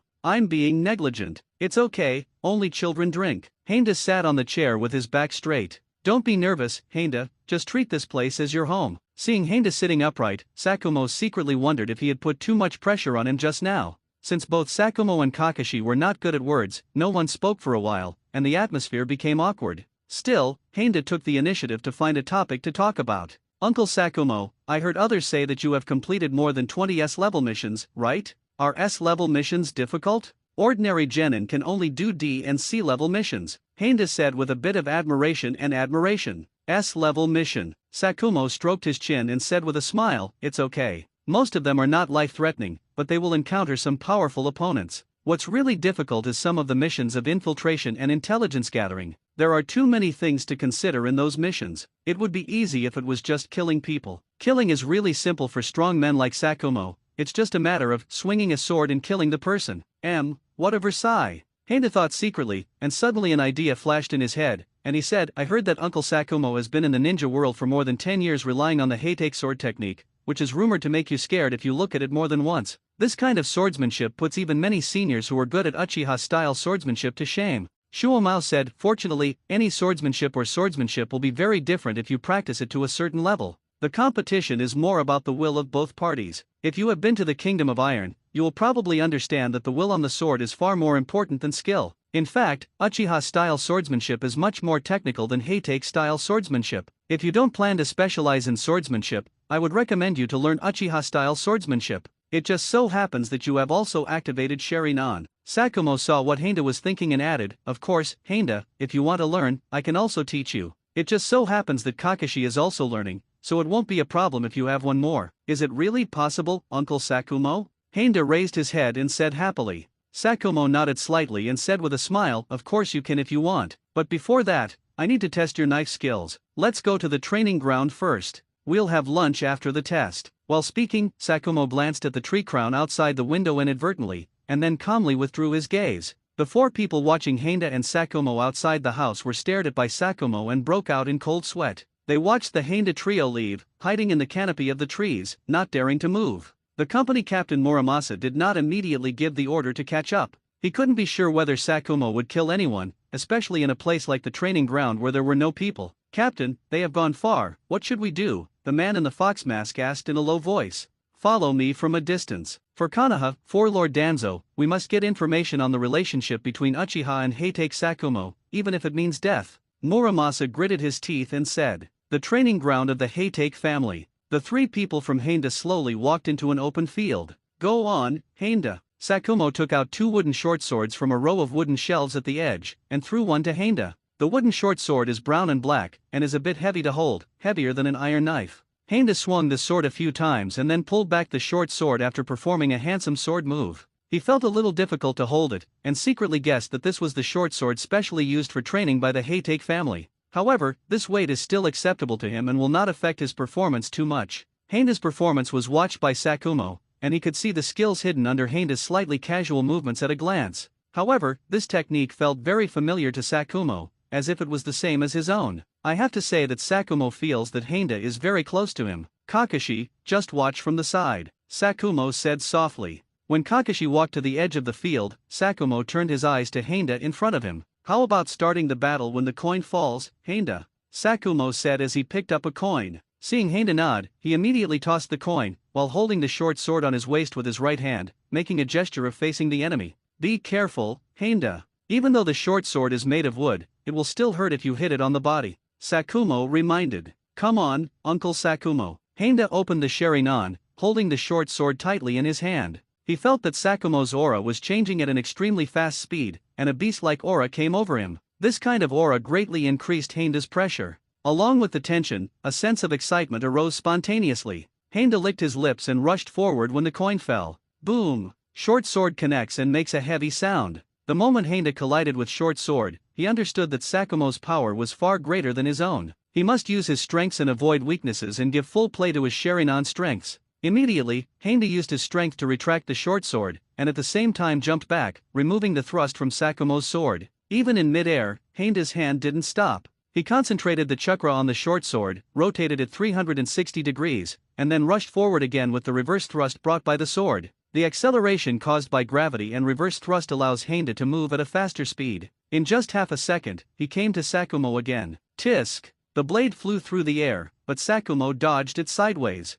With the help of Sharingan, Heinda had already anticipated Sakumo's actions. He fell from the air and took advantage of his short stature to get through Sakumo's lower body and come to Sakumo's back. Ding! Sakumo couldn't dodge this attack as easily as last time. He had to turn around and use the side of his sword to block Heinda's attack. It's very good, Heinda. Sakumo couldn't help but boast. Heinda, who was concentrating on the offensive, didn't pay attention to the words in his ears. He launched the offensive again and continuously swung his sword at Sakumo, but Sakumo easily dodged it by turning sideways. The speed is too fast. Even if I can see his movements clearly, my body can't react. Heinda narrowed his eyes. Just as he was thinking about countermeasures, Sakumo moved. In the blink of an eye, Sakumo came to his right side and quickly swung the short sword. The moment it came into contact with Heinda's white shirt, the blade was replaced by the back of the blade. Sizzling! The short sword rubbed Heinda's white shirt across his waist, making a slight friction sound. If Heinda hadn't reacted to his limit, he would have been hit by the back of the knife at this time.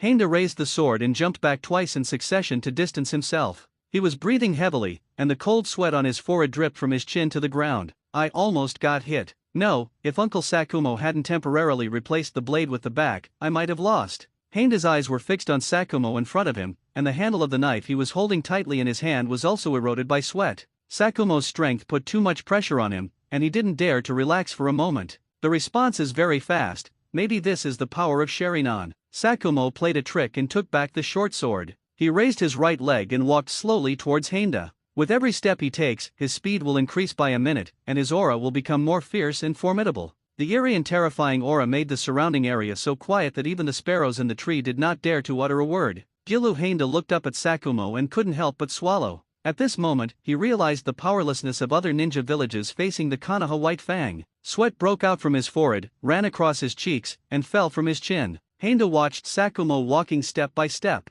He held the short sword tightly and wanted to fight back, but the blade did not move, as if it was trapped in genjutsu. Show determination to kill me, Sakumo said coldly, and raised the knife in his hand. At this moment, time seems to have slowed down dozens of times. Heinda watched Sakumo getting closer and closer to him, and the blade of the sword continued to rise from his waist until the blade was facing him and he swung it down. At this moment, Henda couldn't help shouting, and at the same time raised the short sword to block the blade in front of him. Taking advantage of the reaction force from the blade, he quickly retreated behind him. It wasn't until he was more than 10 meters away from Sakumo that Henda stopped, raised the short sword, stared at Sakumo, and gasped for air. Let's end it here. Being able to face me and raise your weapon, you already have qualities that most ninjas don't have. Sakumo retracted the short sword, and his momentum immediately dissipated. Feeling that the aura surrounding him disappeared, Henda put down the slightly heavy short sword and couldn't help but slumped on the ground. The pressure Sakumo put on him was really too much. He had never experienced this kind of powerlessness in his entire life. After Henda calmed down, Sakumo said again, "Can you feel the will on the sword? All the techniques I use are just basics. You can do them, but the knife in your hand is far less heavy than mine." Hearing this, Henda recalled the feeling of facing Sakumo just now. It feels like being trapped in a genjutsu, where time slows down and there is no way to escape.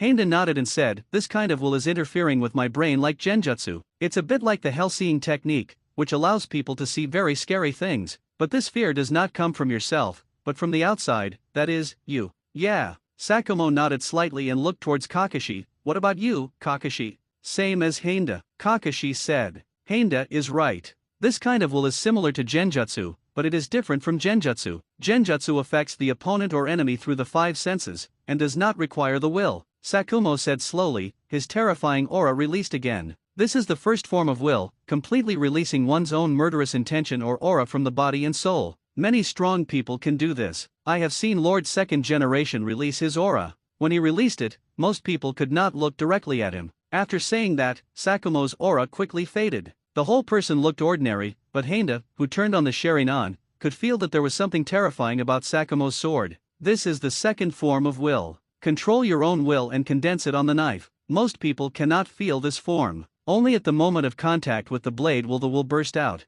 This form is easy to hide and can kill with one hit, but it is ineffective when used multiple times. Remember, for samurai, it's a matter of will, but for ninjas, it's about who can survive. This also means that ninjas can add other things to the sword, like chakra. The essence of Heitake swordsmanship lies in the combination of chakra and swordsmanship, the combination of will and swordsmanship. Sakumo stopped here. He pulled out the short sword from his back, concentrated the chakra on the sword, and swung it lightly. The invisible blade swung out, leaving a shallow mark on the ground. This just adds non-attribute chakra. The Heitake sword technique is most matched with the wind attribute chakra and the thunder attribute chakra. You should all have learned in school the properties corresponding to the 2 chakra attributes, right? Wind represents cutting, suitable for dealing with enemies at close to mid-range. The properties of the chakra on the Sakumo sword change, and the chakra becomes concentrated like a blade. With a swing of the knife, the boulder 5 or 6 meters in front of Sakumo was instantly cut open, leaving only a long, thin line. Thunder is easier to spread, so it is suitable for medium and long distances. Sakumo swung the sword again, this time the blade was filled with lightning.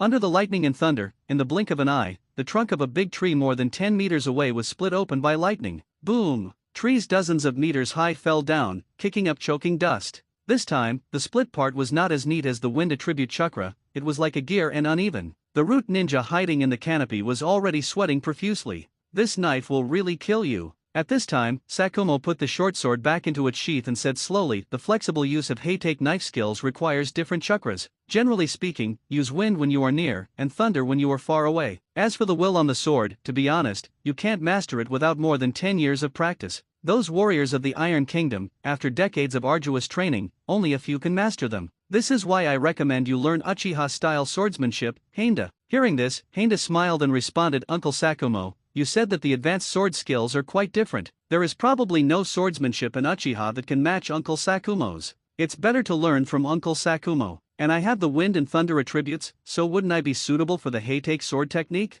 Having said this, Henda showed a confident smile. Seeing this, Sakumo stopped talking and said with a smile, "Let's go to barbecue Q. If you don't leave, you might not get a seat." Konoha Village, Yakiniku Q Yakiniku Restaurant. The 3 of Henda opened a private room upstairs. The decoration in the box is very classical and simple, with a table and square benches. There was a barbecue grill in the middle of the table, and the 3 Henda people found a place to sit down at random. At this time, a young and beautiful waitress came in. She held the menu and smiled, "Welcome, what would you like to order?" Although the waitress was talking about a few customers, her smile was clearly directed at Sakumo. Sakumo took the menu and handed the booklet to Heinda opposite. Heinda, please order first, don't be polite to me. Yeah. Heinda nodded slightly and glanced at the menu a few times. Well, I can only say that I have difficulty choosing. Heinda was too lazy to think about it and said directly, a piece of pork belly and lettuce, and a glass of orange juice with ice, thank you. Didn't you say you don't drink drinks, Heinda? Kakashi said abruptly.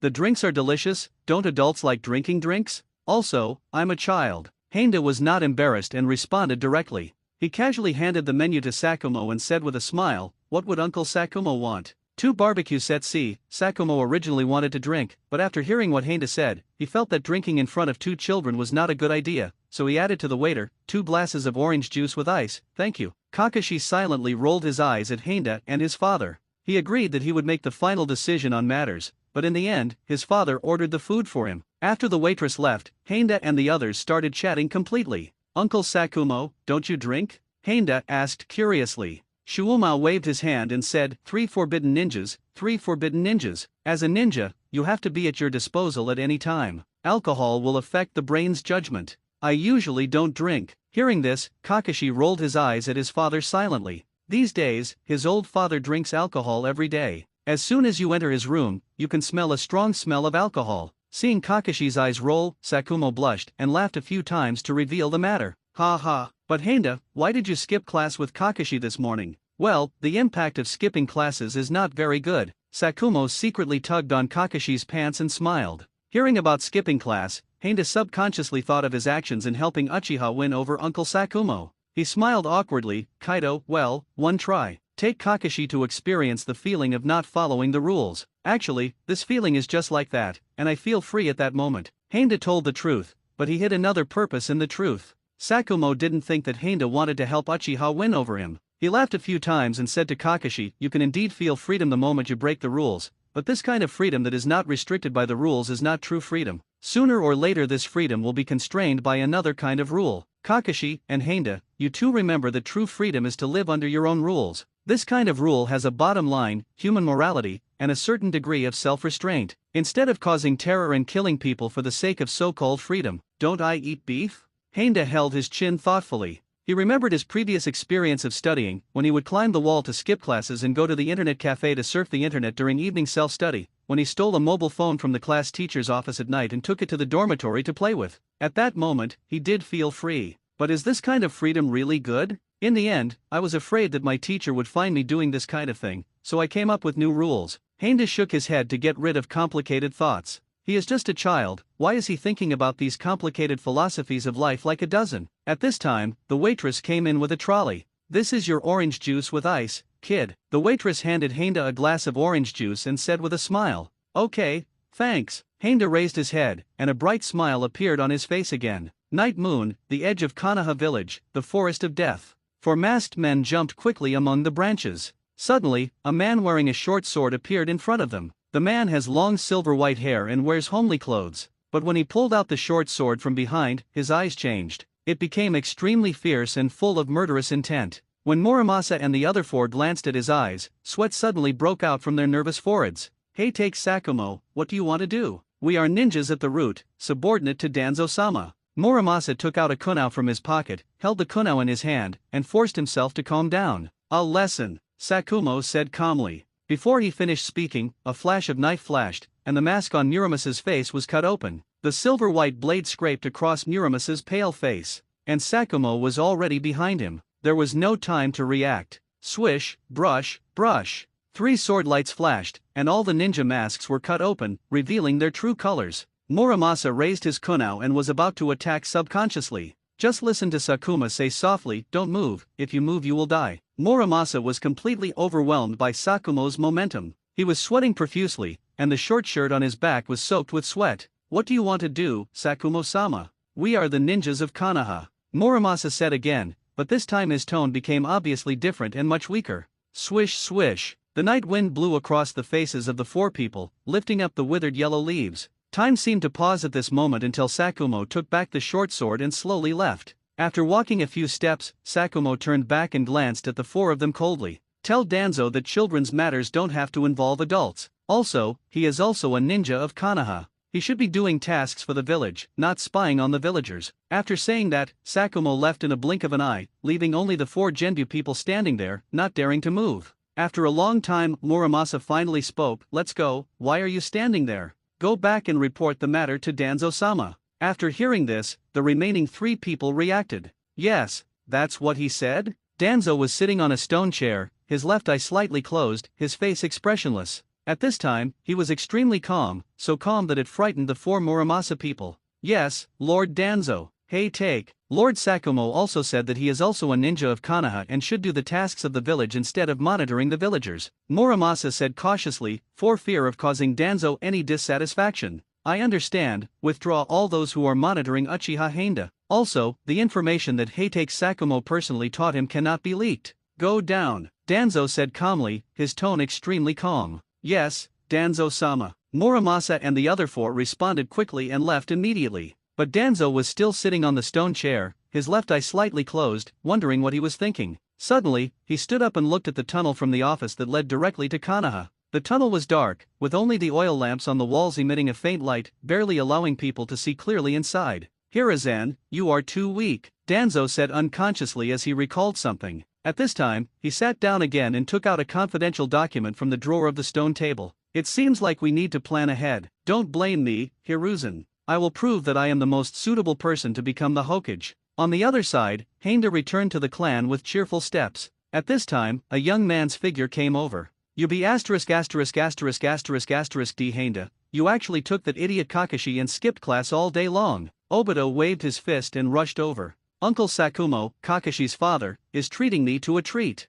I'll go over for dinner. Handa caught Obito's fist and asked in a joking tone, why, do you feel uncomfortable? Hole, who cares about you? Obito tilted his head and pretended not to care. It's just that Handa knows very well that if you want to see Uchiha's heart clearly, you need to look at his eyes, not what he says. Okay, stop making trouble, Obito. Handa walked to Obito's right side and tried to put a hand on Obito's shoulder, but Obito dodged it. I apologize to you and ask you to forgive me for leaving without saying goodbye. Is that okay, Obito? Handa said a little helplessly. After a moment, the corners of Obito's mouth rose slightly. He suppressed the raised corners of his mouth and hummed a few times. Whole Handa, I reluctantly forgive you, but Uncle Sakumo didn't treat me with you. Obviously I also said he was a hero in school. Suddenly, Obito recalled something and said angrily, it must be that idiot Kakashi who is talking bad about me behind my back. After saying that, Obito put a hand on Handa's shoulder. Let's go to my house to play. Anyway, you have nothing to do if you stay at home alone.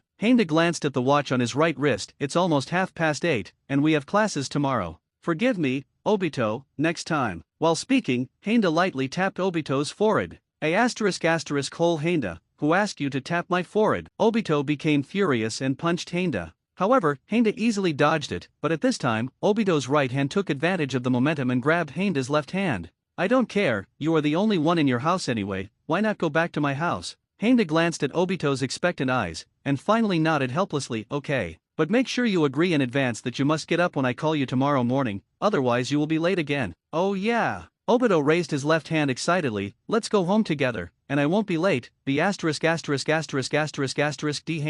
Obito's home is relatively close to Handa's, about 400 to 500 meters away, more than 10 minutes away. Along the way, Obito chirped and shared with Handa how the teacher felt when the 2 best students in the class skipped class. Not long after, Obito's home arrived. Grandma, I'm back, and I brought Handa with me. Obito pulled the gate of opening and casually dragged his shoes on the ground, but Handa put Obito's shoes on the shoe cabinet together with his own. Little Obito is back. Hey, little Handa is here too. Please sit down first. Grandma's soft voice came from inside the house. Handa walked into the living room. Grandma was in the living room and was walking to the kitchen. There were already cold meals on the table in the living room. Little Obito, little Handa, the rice is already cold. Grandma, let me heat it up for you two first. Grandma turned back and said to Handa and the others. No, Grandma, I've already eaten. Handa waved his hand. It's okay, just have it as a midnight snack. Grandma said, carrying the plate and walking into the kitchen. Grandma, let me help you. Obito also walked in carrying the dishes. This scene made Handa a little embarrassed, so he quickly followed him with a plate of dishes. I'm coming too. However, he remembered a question, why didn't Obito go home for dinner? Is it because of Lin, or, he couldn't have been waiting for me for half the night, right? Handa was shocked, but at the same time he felt warm and a little guilty in his heart. On weekdays, he always goes home with Obito after school. After eating, Heinda and his wife went to Obito's bedroom. The interior of the bedroom is very empty, with only a few objects and not even a bed. What makes Heinda inexplicably amused is that Obito's bedroom actually has a desk, a lamp, and a full bookshelf. Although he has been here many times, he is always attracted by the bookshelf every time he comes in. No way, the room at the end of the crane is filled with books, can you believe it? At this time, Grandma walked in holding the bedding. She spread the mattress on the floor and folded the quilt neatly. Before leaving, Grandma did not forget to remind little Obito, remember to go to bed early and don't be late. Xiao Heinda, remember to call Grandma if you need something, don't be embarrassed. Okay, Grandma, Heinda and Obito said in unison. After Grandma left, the two looked at each other. In the end, Heinda was the first to break the calm. Do you practice at night, Obito? Why are you practicing if you don't sleep at night? Are you practicing, Heinda? Hearing this, Heinda's mouth couldn't help but twitch. He expected that it was his problem to practice at the end of the night, Gao Guan. However, Heinda has always been curious about the bookshelf in the bedroom, and asked, then why do you have so many books on your bookshelf and don't read any of them? That belongs to my parents, and I didn't set it up, Obito said with an indifferent expression. The truth is out. Then just go to sleep. There's nothing to do anyway. Heinda covered himself with a thin quilt, looked at the ceiling above his head, and thought about his practice. His general plan was to skip class with Kakashi in the morning and learn fire style and genjutsu, practice swordsmanship with Uncle Sakumo in the afternoon, and practice shadow clone and Chidori in the evening. As for tonight, just relax with Obito. Obito watched secretly for a while and couldn't help but yawn. What are you thinking about, Heinda?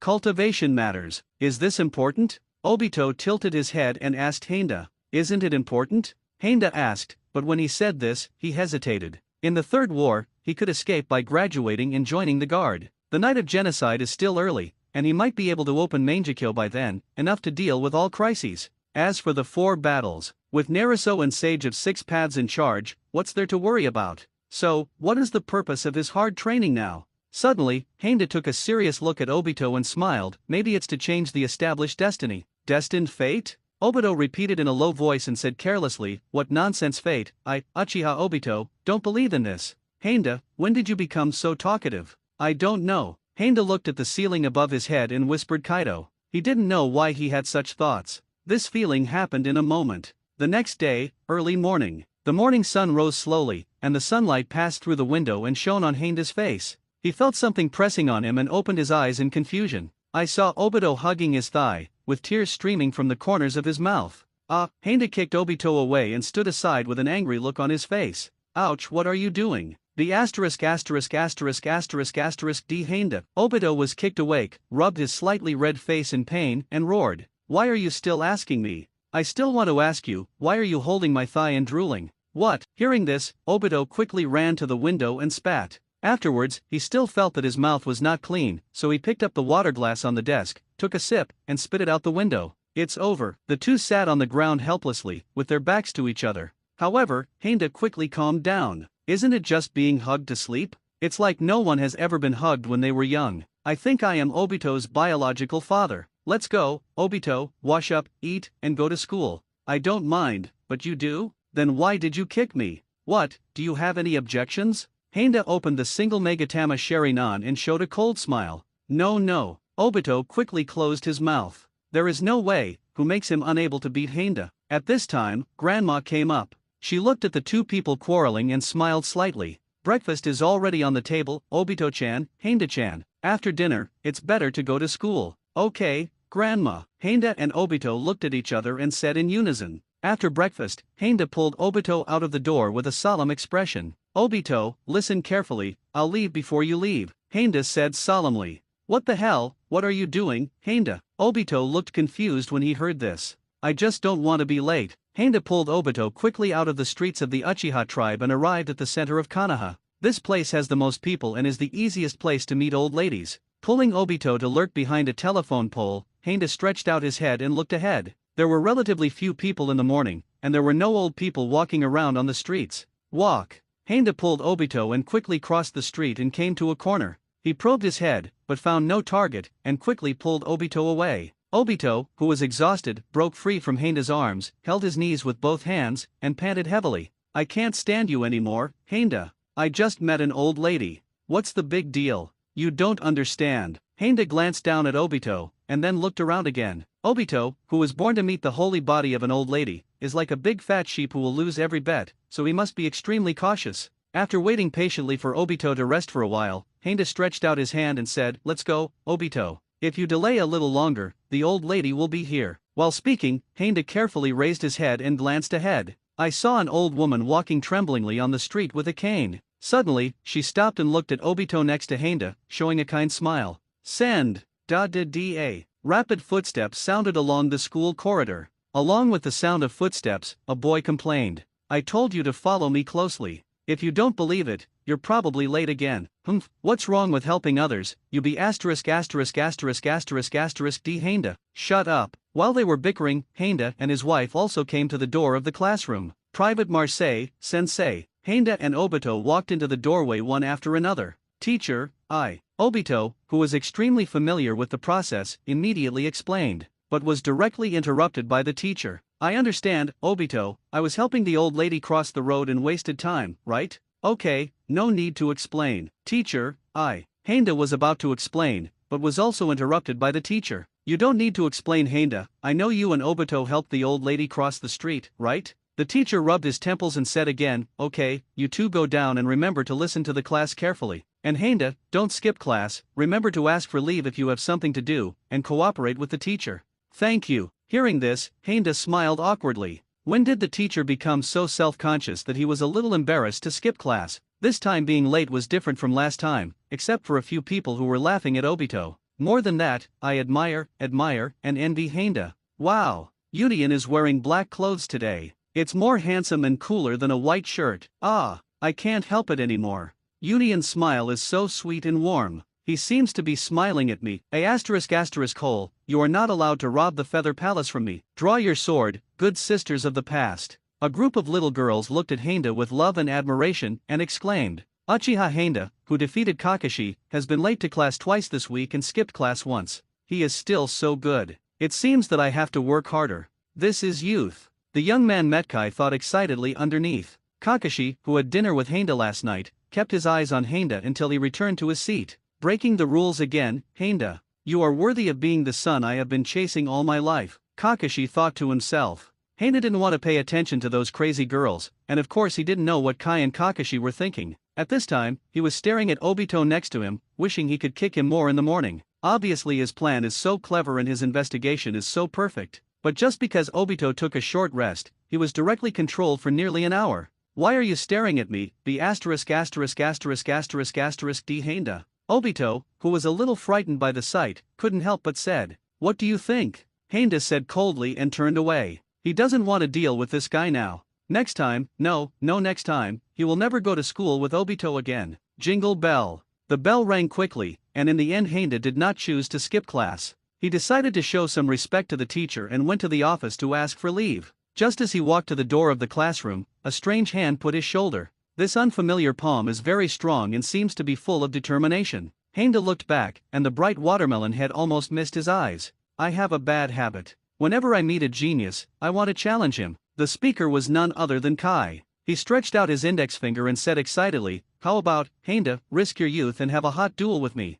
Seeing one of his three major targets, Metkai, take the initiative to come to him, Heinda pretended to hesitate and after a moment reluctantly agreed, Okay, Kai, what do you want to compare with me, ninjutsu, taijutsu, genjutsu, or kunao, shuriken? Forward. After hearing a series of competitions, Kai had trouble choosing. He thought about it and realized that he was not good at ninjutsu and genjutsu, so he eliminated these two options. As for physical skills, that was what he was best at, and had to be saved for last. After Kai eliminated all options, his eyes lit up and he looked at Heinda with burning eyes. Then let's try the shuriken first, Heinda. Okay. Heinda nodded, but let me explain in advance, I don't have much time. If you really want to challenge me, then follow me. Heinda thought of something and added, remember to have the awareness to skip class. After saying that, Heinda put his hands in his pockets and walked towards the stairs. It seemed that he wanted to go to the training ground. Staring at Heinda's back, Kai gritted his teeth and followed. Compared with boring theory classes, competing against Uchiha Heinda, the top genius in grade, is what youth is like.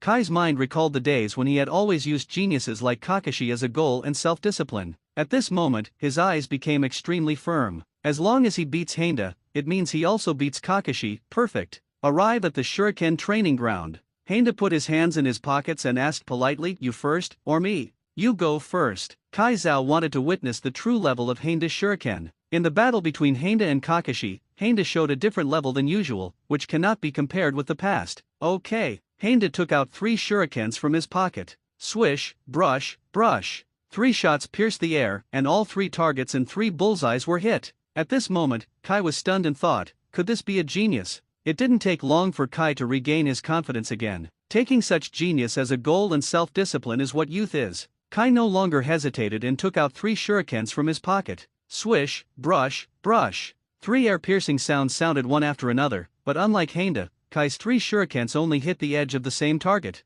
I lost. Yoshi. As punishment, I have to run 5,000 laps around the school. If I can't do that, I'll walk 5,000 times while standing on my head. Hearing this, Henda looked at Kai with some doubts. Aren't you going to continue the competition? I saw Kai giving him a thumbs up. If you still can't do it, then challenge Henda. Hearing this, Henda suddenly had an ominous premonition. Damn it, Kakashi and Kai's homosexuality won't spread to him, right? But Henda soon retracted his thoughts and walked out of the school. The showdown with Kai was just a sideshow, and today's practice has just begun. Arriving at the Uchiha family training ground, the familiar grove. Brother Fugaku, I'm here. Henda shouted towards the grove. Unlike last time, this time Fugaku quickly jumped down from the tree. It's Henda, why don't you see Kakashi here today? Fugaku said with a smile. Okay, he stays in school and reads some information about sealing techniques. Henda waved his hand and asked a good student to skip class with him. To be honest, Kakashi was embarrassed. By the way, brother Fugaku, are you training Genjutsu or fire style today? Don't you train Shadow Clone? Fugaku asked back.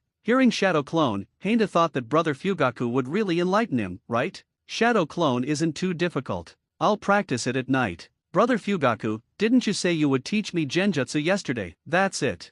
Fugaku thought for a moment, remembered his father's words, and said, then I'll teach you 2 Uchiha's practical Genjutsu, the Hypnosis Eye application form of Yaehang no Jutsu, and the Rebound Genjutsu's Mirror Heaven and Earth Turn. The art of shackles and hang, mirroring the world and turning it around? Isn't this Genjutsu that can be used to kill Orochimaru and Ui Kurone with 1 against 7? Henda's eyes flashed with excitement, and he finally learned something wrong. Both of these Genjutsu need to be performed with the help of Sharingan. It just so happens that you have already activated it, so I will teach you. After learning these 2 Genjutsu, you will have basically no weaknesses in the field of Genjutsu, and you will be able to deal with most ninjas. While speaking, Fugaku had already opened the 3 Megatama Sharingan. He just glanced at Henda, and in an instant, Genjutsu activated. Henda instantly fell into the spiritual world. At this time, his limbs were nailed to 4 thick pillars, and his body was completely restricted, unable to move. Hiss, it hurts. Being controlled by Genjutsu just by looking at each other, is this how powerful Sharingan is? Henda's body trembled slightly, and the real pain seemed to torture his soul.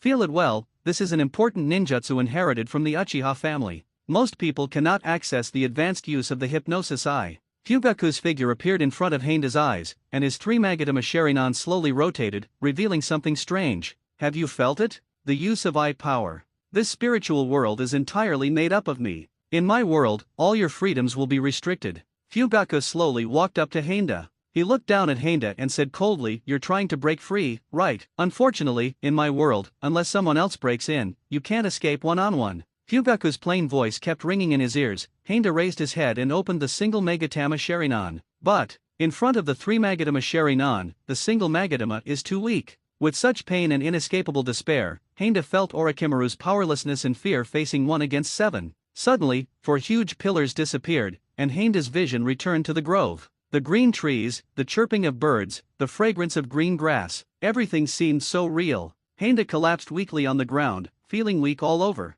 Especially the position of the limbs, as if they had undergone surgery, were constantly aching. It's my first time to experience fake Genjutsu. My body is not used to it yet. It will be better if I try it a few more times. Fugaku came over, patted Henda on the shoulder, and smiled. Ah, come again, Henda said with some fear. This real pain was as painful as being tortured, and he didn't want to experience it a second time. At this moment, Henda looked at Fugaku, and the more he looked at him, the more he looked like a devil living in the world. Fugaku looked at Henda's young face and smiled. This is the clan leader's arrangement. Most Uchiha don't have the benefit of being under Jonin's guidance alone. Besides, if you want to learn these 2 Genjutsu, you need to make a lot of contributions to Uchiha. Just have fun, Henda. Hearing this, Heinda also knew the reason why Fugaku taught 2 new genjutsu. It seems that the reward for bringing Kakashi to the clan has arrived, and there is another invisible reward hidden, that is, Uchiha takes him more seriously. This hidden reward not only comes from his own talent, but also from the political influence of his bond with Kakashi. After Heinda figured it out, the corners of his mouth raised slightly, and he asked with a smile, "Brother Fugaku, how long will it take to learn these 2 genjutsu?" Fugaku raised a finger and smiled, "Judging from your genjutsu talent, the first one is about a week, and the second one is at least a month." "A week? It's about the same as Shadow Clone." Heinda thought silently. He put his hands up and climbed up from the ground. "Come on, Brother Fugaku, I feel like I'm full of motivation now." After a whole morning of training, Heinda felt that there was something wrong with his body, and he couldn't exert any strength. He rested for the whole noon and finally got a little better. As a result, I didn't go to see Uncle Sakumo to practice swordsmanship as planned in the afternoon. Just as Heinda was preparing to have dinner, a figure appeared above him, startling Heinda. "Let's have a youthful showdown with me, Heinda." Kai was seen hanging from the ceiling, with his bright watermelon head facing Heinda. No time. Heinda has always been a person who has a sense of distance. He was very unhappy when someone sneaked into his home and suddenly appeared. Coupled with physical fatigue, it becomes even more impossible. He put down his chopsticks, walked to the door, and called the gate of opening. "It's rude to break into someone else's home without the owner's permission, Kai." "Okay, I'll come see you next time." Kai didn't pay much attention to Heinda's words. He gave a thumbs up and showed a gay smile. This smile almost electrocuted Heinda. He was so frightened that he quickly glanced at Kai's affection for him. 121. Grass. Can a true green plum not survive the fall from heaven? When did it happen? Heinda watched speechlessly as Kai left the door until he disappeared from sight. He silently glanced at the system records and finally knew when it happened. Yes, just this morning, the moment he agreed to confront Kai. In just one morning, Kai's favorable impression of him increased by hundreds. The only pity is that I didn't get the 8 Gates Dungia, but I got a turtle psychic beast used as a pedal, as well as Konoha Cyclone, Konoha Great Cyclone, and Konoha Strong Cyclone. The former is one of the only ninjutsu Kai knows, and the latter is one of his most representative taijutsu systems. Once someone like Kai is targeted by him, he will take the initiative to get close to him. Forget it, ignore him, eat first, then take a shower. Heinda thought silently, picked up the rice, and finished it quickly. He read the 2 genjutsu scrolls given by Brother Fugaku for a while on the sofa, and then went to take a shower.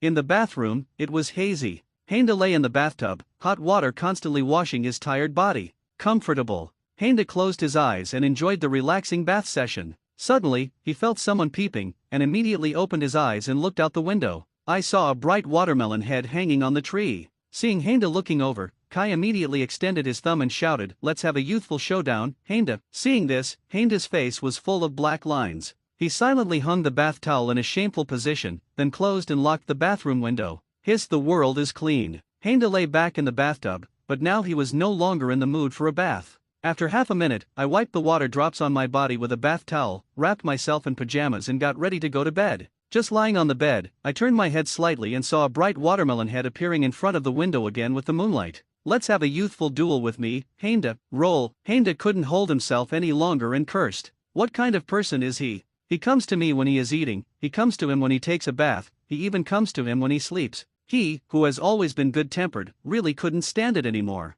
But suddenly, Heinda had a flash of inspiration, climbed out of bed and opened the window. Seeing this, Kai immediately extended his thumb and said with a smile, "Yoshi, Heinda, you are finally ready to have another youth showdown with me." "No, Kai, I think your idea is very problematic." Heinda barely suppressed his very unhappy mood and said calmly, "To challenge geniuses and improve yourself, you need to take one step at a time, rather than aiming too high. You should challenge Kakashi now, not me, the stronger one, Uchiha Heinda. Kakashi, as my defeated general, is the man I have S*X with. Only if you defeat him can you be qualified to be my opponent." Looking at Kai, who was very excited, Heinda patted his shoulder and said with a smile, "Go, Metkai, take defeating Kakashi as the first step towards youth, and then stand in front of me." Having said this, Heinda imitated Kai and gave a thumbs up. "Yoshi, Kai, this is youth." Hearing the declaration of youth, Kai was so excited that he almost fell out of the window if Heinda hadn't caught him. "That's right, Heinda. This is youth. I will take defeating Kakashi as the first step of youth, and then challenge you again." Upon hearing this, Heinda suddenly couldn't hold it down. With this move, he not only gave Kai to Kakashi, but also retained the opportunity to obtain the 8 Gates Dungia. 4 words, kill 2 birds with 1 stone. Yes, this is youth. The moment you defeat Kakashi, I will accept your challenge. Go, Metkai. take the first brave step towards youth. After seeing off Metkai, Heinda couldn't help but snicker when he thought of the aloof male god Kakashi facing the passionate Metkai. In a word, as much as he felt uncomfortable facing Kai, Kakashi would feel twice as uncomfortable. "Forgive me, Kakashi, it's because of you that I found you an opponent worthy of your life." Hey. After dumping Kai to Kakashi, Heinda's life returned to normal. He skipped classes every day or asked for leave as a courtesy to his teacher, and went to Fugaku to learn genjutsu. In the afternoon, he would practice swordsmanship with Kakashi, and in the evening he would practice Chidori and Shadow Clone. Until 3 days and a half later, the Uchiha family training ground is in a small forest. Heinda stood quietly on the grass, his eyes blurred. At this time, his pupils were blood red, a black Megatama was slowly rotating, and in front of the pupils stood Fugaku. Like Heinda, Fugaku also started Sharingan. The two looked at each other, and when a leaf in the middle fell, Heinda moved. His face turned pale, and he suddenly staggered back a few steps, covering his right eye with one hand. Seeing this, Fugaku quickly took back Sharingan, walked forward quickly, supported Heinda, and asked with concern, "What's wrong, Heinda? It's obvious that you are close to breaking the shackles technique. My shadow clone at school was broken, and memories suddenly came to me, disrupting my spirit and causing me to be backlashed by genjutsu," Heinda said weakly. "Are you going back to school now?" "Of course." Heinda nodded. "If the teacher sees it, I must go over and explain." After saying that, Heinda closed his eyes and began to think about how to explain to Obito, teacher and others. Moreover, what happened today may attract the attention of the 3rd generation and the 5.5th generation Nakage Danzo. Time goes back 10 minutes. Heinda was fishing at the training ground. He and Obito were sitting on the tiles, chatting wordlessly. "Hey, Heinda, that guy Kakashi trains so hard, aren't you worried that he will surpass you?" Obito pointed at Kakashi who was training Shuriken and said, "It doesn't matter if he surpasses it. It's his talent and hard work. We are the last ones. We rely on persistence and hard work. It's incomparable," Heinda said with an indifferent expression. In the world of Hokage, Gate of Death may be the only one who achieves greatness through hard work alone. Real masters either rely on blood, technology, or the grandfather who fell from the sky. If it develops according to the original work, Obito will meet an old man named Madara in the future, and then cheat all the way to become a 6 paths level powerhouse. In a word, the strong will only appear in the first and last places. What, apart from talent, what's the difference between the two? Obito asked confused. Heinda smiled and did not explain. At this moment, Kai suddenly appeared from the tree above Heinda's head. "Let's have a youthful duel with me, Heinda." Kai jumped down from the tree with his bright watermelon head. Hearing this slightly familiar voice, the smile on Heinda's face froze. If it was fine before, now he is a shadow clone who has been taking classes for a long time, but he cannot withstand the fierce battle. This is also the reason why Heinda's shadow clone is fishing next to Obito. Heinda refused without hesitation. "Kai, challenge me again after defeating Kakashi. You are still very weak now and are no match for me. I have defeated Kakashi, Heinda. Let's have a battle of destiny with me, with your hot youth," Kai said excitedly. "How can it be?" Heinda simply didn't believe it. According to the development of the original work, Kai would never be able to defeat Kakashi in his life except opening 8 gates. Although their later duel was a bit abstract, Kai didn't defeat Kakashi either. "Kai, I'm sure Kakashi lost to you on purpose. It's easy to defeat you with his strength," Heinda added. After saying that, Heinda looked in the direction where Kakashi was training Shuriken, but at this time Kakashi's figure disappeared inexplicably. Grass. Seeing this scene, Heinda suddenly figured out everything. "Heinda, how can you escape the vow of youth? This is a fateful battle. My lifelong opponent." Kai took Heinda's hand and said excitedly. Looking at that erotic look, Heinda's face was filled with black lines. "First tell me what you compared with Kakashi." You can read more daily new novels on fictionzone.net. Both sites shared the same login details so you don't need to sign up again. Ahem. Thinking of this, Kai coughed a few times in embarrassment and explained in a low voice, "Guessing. Kakashi kept throwing rocks, and then I figured out the pattern of his punches and I won." This was truly a thrilling showdown, and victory was literally on Kai's lips. "It's really yours, Kakashi." Heinda didn't expect Kai, a natural idiot, to figure out why Kakashi deliberately gave it to him, so he just nodded and agreed. "Okay, let's continue the last shuriken duel, shall we?" "No, Heinda. I know my shuriken skills are very poor. I will challenge you with my strongest attitude. After all, this is youth." "Then what are you comparing to, physical skills?" Kai nodded. "Yes, physical skills. I have been practicing hard for a week, and my physical skills have improved tremendously. This time I will defeat you with the strongest posture." Heinda hesitated for a moment, then finally shook his head and said, "I'm afraid it won't work. Come back tomorrow. Come back tomorrow." Upon hearing this, Kai suddenly became disappointed. The rule he set for himself was that if he failed to climb up and down the mountain 5,000 times, he would challenge Henda. Now, Henda refuses, and his self-restraint is no longer effective, and he can only train normally tomorrow. Really? Does it really have to be tomorrow, Henda? Kai hugged Henda's thigh and said with tears. This gesture gave Henda a chill, but for 8 Gates Dungia, he endured it. It's a shadow clone anyway, not the main body. Obito on the side couldn't stand it at all. Henda kept pestering Henda without accepting the challenge. What kind of person is he? Also, why was it that last time he was kicked while sleeping with Henda in his arms, Kai was fine? Whole watermelon head. Get your pig's feet away, Obito said angrily. Who are you? Henda's friend. Kai looked up at Obito, confused. He always felt that the other person was inexplicably familiar, but he couldn't remember who he was. Whole watermelon head, I haven't even settled the accounts with you for the last time you attacked me. You actually forgot about me. Obito couldn't bear his bad temper anymore and punched Kai, but Kai held it easily. Who are you? Why are you so excited? Do you know me? Kai asked 3 questions in a row, making Obito even more angry. Originally, Kai was very upset because of his entanglement with Henda, but in the end, this watermelon had dared to look down on him. Do you really think that he, Uchiha Obito, is jealous? I don't care what you want to challenge that guy Henda, but now I'm very unhappy with you and I'm going to beat you up. Obito raised his thumb and made a contemptuous gesture. Upon hearing that Obito wanted to challenge himself, Kai happily gave him a thumbs up. Yoshi, you have a lot of youthful fighting spirit, Henda's friend.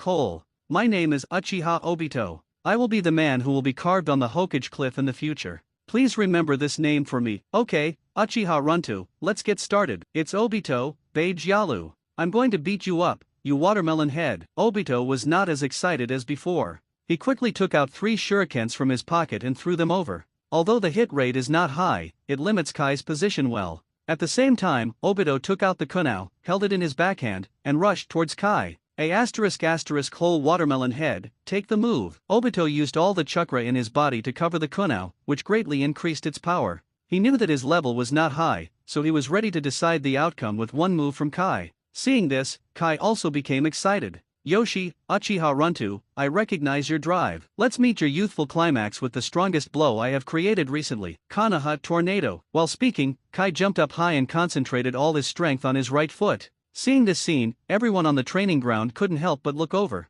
Is Guy so motivated to beat Obito to death? Obito, Kai, these 2 crane tails. Kakashi, who was hiding in the dark and observing silently, quickly ran over, preparing to save people. The same goes for teachers on the training ground. One used a kunai to chop people, the other kicked with a heavy kick, 2 children who were neither light nor heavy. Just think about it and you will know the result. Hey Obito, that idiot, there is nothing we can do. Henda rubbed his temples helplessly and stood up. He didn't expect these 2 people to be so irrational. The moment the 2 were about to collide, Henda jumped up and stood in front of them. He pushed Obito away with the palm of his left hand, raised his right leg at the same time, and struck back with a Konoha Cyclone. It's just that he overestimated Shadow Clone, who had been in class for half a day, and Kai's current strength. Boom! Henda's figure was shot down, turned into a cloud of smoke, and disappeared instantly. What the hell? How come Henda bumped into him and then disappeared? Henda! The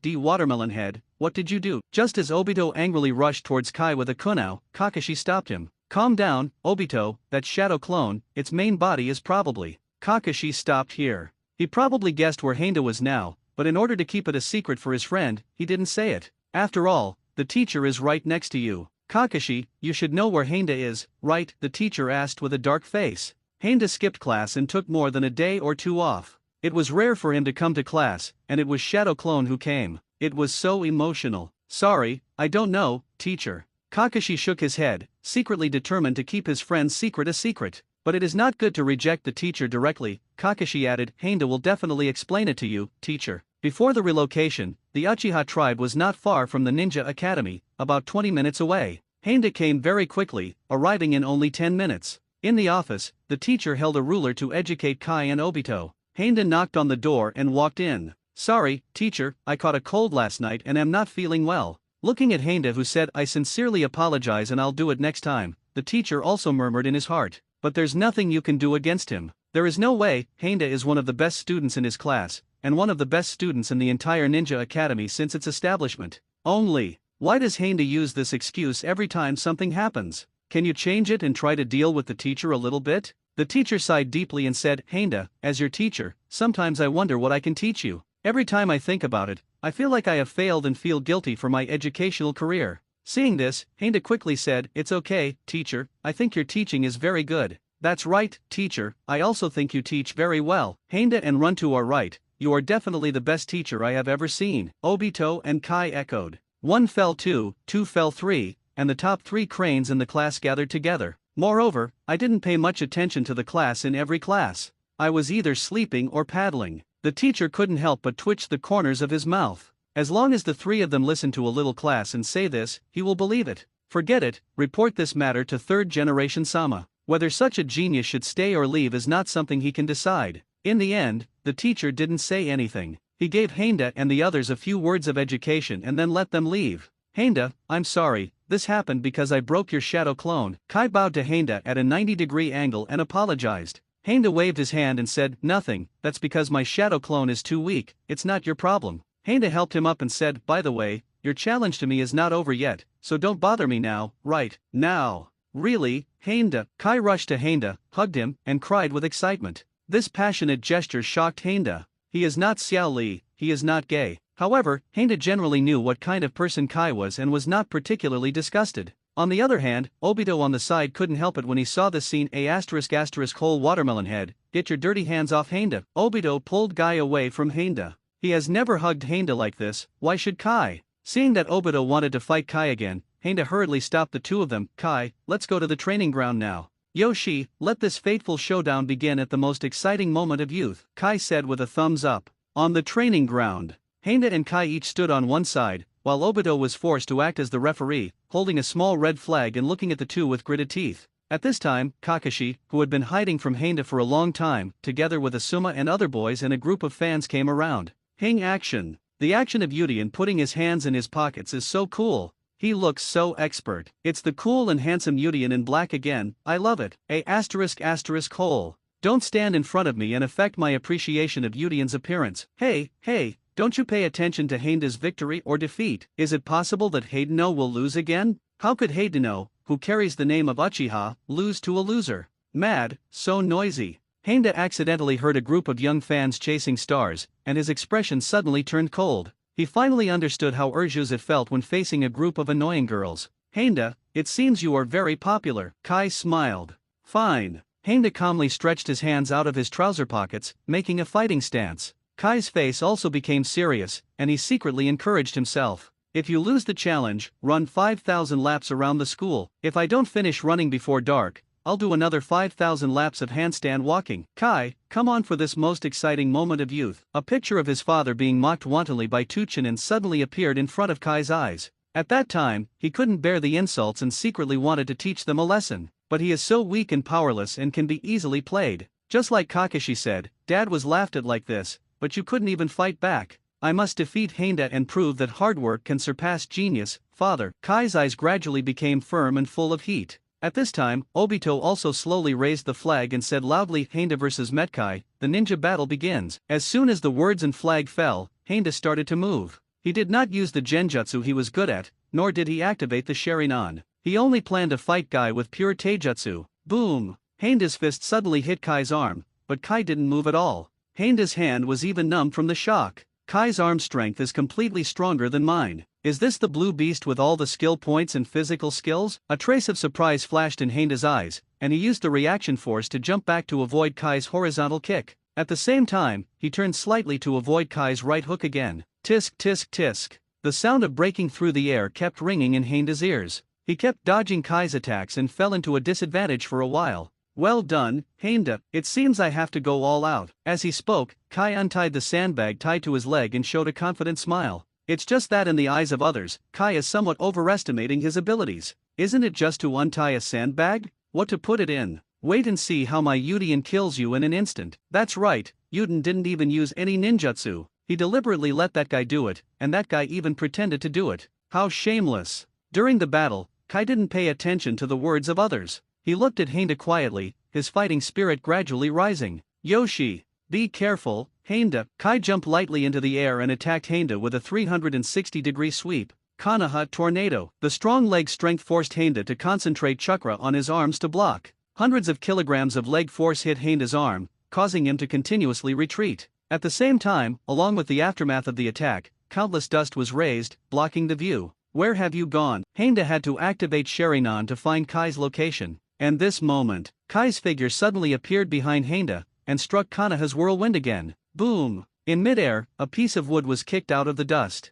Kakashi caught the wood in a flash and placed it on the ground. Stay away, the real battle begins. All the girls surrounding the training ground were startled by the sudden appearance of the wood, and quickly took a few steps back. Kai, I agree with you. Such physical skills are enough to rank in the top 5 among all the opponents I have encountered. It's a pity that my physical skills are superior to yours. Handa's face turned slightly red, and his eyes gradually became excited. This high-intensity, rather than one-sided, tortured battle made his blood boil. Kai, let's defeat you with your best blow, proving that your youth has just begun. Handa's chakra and the power of the waist and legs all converge at one point. At this moment, his aura gradually changed, taking on the aura of a strong man. Feeling Handa's violent aura, Kai also began to accumulate strength. Yoshi, Handa. Then I will ignite the climax of this youth with my own Konoha whirlwind. Empty, empty, empty. The passionate sound of breaking through the air was accompanied by the sound of wind, whizzing in and blowing away the surrounding dust. The two strongest winds began to touch, offset, and spread. Konoha Great Cyclone. Konoha's powerful whirlwind. Two stern sounds fell, and the dust was completely blown away, revealing two figures. Although Kakashi knew the result, he still looked towards the center of the training ground curiously. Obito, who served as the referee, couldn't take his eyes away, with shock and happiness in his eyes. I lost, Handa. I didn't expect that you actually learned my moves at a glance and performed them better than me. Kai lay on the ground, looking helplessly at the sky. He deeply doubted that his own efforts alone could really surpass genius. You are strong, but I am stronger than you. Handa stood in front of Kai, looking down at Kai and said softly, Really, Handa? Hearing the recognition, Kai looked towards Handa and met his serious eyes. Handa nodded. Your strength has at least reached genin level in my understanding. Work hard, Kai, and challenge me again on the day you truly defeat Kakashi. Hearing Handa's recognition of his efforts, Kai shed tears of excitement. At this moment, he seemed to see his father picking up himself, who collapsed from exhaustion. Yoshi, your efforts have kept up with the pace of genius. Come on, Kai. Your youth is not in vain. Following the sound, his father's smile and a thumbs up symbolizing encouragement appeared in front of Kai's eyes. As for Kakashi on the side, his face turned horribly dark when he heard Handa's words. He recalled the fear of being dominated by Kai. Suddenly, there was a burst of wanton laughter outside the venue. Ah ha ha ha, you be asterisk asterisk asterisk asterisk asterisk D watermelon head, did you lose? You are simply overestimating your ability to compete with that guy Handa. I, Uchiha Obito, hereby declare that Handa vs Metkai, Handa wins. Obito raised the flag high and happily announced Handa's victory. At this time, Kai gave Obito a thumbs up. Thanks for the encouragement, classmate Uchiha Runtu. As soon as he heard the word, Obito was furious and immediately said, A asterisk asterisk whole watermelon head. My name is Uchiha Obito. Uchiha Obito. After Handa and Kakashi took Kai away, a boy curiously picked up the sandbag that Kai dropped casually. Under his force, the sandbag weighing several kilograms lay firmly on the ground, almost motionless. At this moment, he was shocked. Oh my god, why is that guy Kai's sandbag heavier than the barbell? Hearing this, other people on the training ground came over curiously.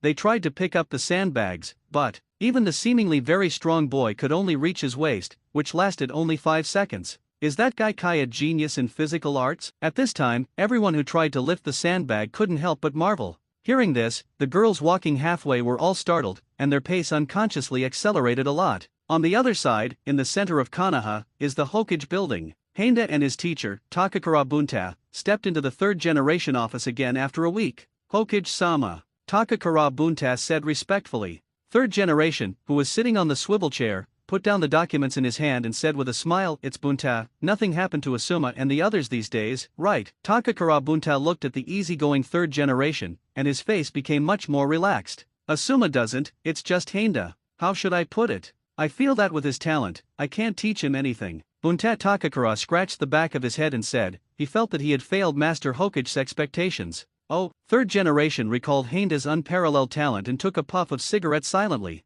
He slowly blew out a smoke ring and asked, Did Handa do something at school? Takakura Bunta shook his head repeatedly, Nothing done, nothing done. He even learned the clone technique from last year's graduation exam, and he can even perform the forbidden technique, the shadow clone technique. Hokage-sama, I feel that I have nothing left to teach him. I feel that his stay in the ninja school is a waste of time. After saying this, Takakura Bunta's face turned red and he felt ashamed unconsciously. As a teacher, I have nothing to impart to my students, which is really embarrassing. It seems that the buds of the new era are very good. After listening, third generation's eyes flashed with surprise. Orochimaru, his best student back then, probably couldn't compare to Uchiha Henda at this age. The art of shadow clone is a forbidden art invented by the teacher, which requires extremely precise control of chakra. Only, his last name is Uchiha after all. Third generation took a puff of cigarette in silence, put down the pipe, and pulled out the list of students who will graduate this year. Every student on this list is qualified enough to graduate and just meets the conditions for a 3-person team. Third generation picked up a pen and looked for a suitable replacement. Suddenly, the figures of Sakumo and Asuma appeared in his mind, and the picture became clearer and clearer. A plan to kill 3 birds with 1 stone also emerged. Third generation put down the pen in his hand, picked up the pipe that had just been placed on the table, and took a slow drag. When he blew out the smoke ring, he had already made his choice. That's it, Mrs. Wen. Although I studied ninjutsu very well in Henda, I also met the graduation standards, but his theoretical knowledge is still too poor, and he only gets single-digit scores in every exam. He still has a lot to learn. You need to be patient and teach him seriously, Mrs. Wen, especially his understanding of the village and the will of fire. After saying this, third generation slowly stood up. He looked at the Hokage cliff in the distance. Under the Hokage cliff, the students of the Ninja Academy were laughing and playing on the training ground. Wherever the leaves of the wood dance, the fire is endless. The fire will continue to shine on the village and let the new leaves sprout. Taiwen, the burden on your shoulders is still very heavy. Henda and the others are all new leaves. We are the fire that shines on Konoha. Guide them to the right path at an age when their minds are still immature. Hearing third generation's deep expectations, Takakura Bunta couldn't help but feel ashamed again. Master Hokage trusts himself so much, how could he let the other party down? Thinking of this, Takakura Bunta responded loudly, "Yes, Hokage-sama. I will definitely teach Henda seriously and live up to your expectations." After seeing off Empress Dowager Takakura Bun, the third generation stared at the Ninja Academy for a long time. Hey, the Uchiha clan. If it were you, the teacher, how would you treat him? Third generation glanced at a document on the table, which contained an invitation from the Fire Nation's daimyo to go to the daimyo's mansion. Bluebird, go to the Uchiha tribe immediately, find Uchiha Henda, and tell him to come to my office. Third generation said while looking at the unnoticed shadow. At this time, a man wearing a big bird mask came to the target of third generation. He knelt down on one knee and said, "Yes, Lord Hokage." At this time, Henda was not in the Uchiha tribe, but on his way to Kai's home. Because Kai was kicked by Henda, he was temporarily unable to move his legs and feet after receiving medical treatment in the infirmary. Henda and a reluctant Obito took Kai home. "Kai, your taijutsu is very strong. Who did you learn it from?" Henda asked knowingly. "My dad." Kai said his father, with a bit of embarrassment on his face. His father was Genin. What does that mean? Since graduating from the Ninja Academy, Genin has always been used as a negative example. Because he only knows taijutsu, Dai is often disliked by his companions and ridiculed by other ninjas. However, in Henda's view, Dai is not only a taijutsu expert, but Dai is the only one who knows taijutsu. This sentence will also apply to Kai in the future. Then your father must be very strong in physical skills, right? Henda said with a smile. Yes. Kai nodded seriously. In my opinion, my dad's physical skills are the strongest. Who has the strongest physical skills? It's 10,000 years Genin. What's there to be proud of? You be asterisk asterisk asterisk asterisk asterisk D watermelon head. Obito made a downward motion with his thumb, but what he received was a thumbs up from Kai. Thanks for the encouragement, classmate Uchiha Runtu. A asterisk asterisk whole watermelon head. How many times have I told you, it's Uchiha Obito, Uchiha Obito. Uncle, let me tell you one last time. I, Uchiha Obito, am the future Hokage, the man whose face will be carved on the Hokage rock. Please remember it clearly.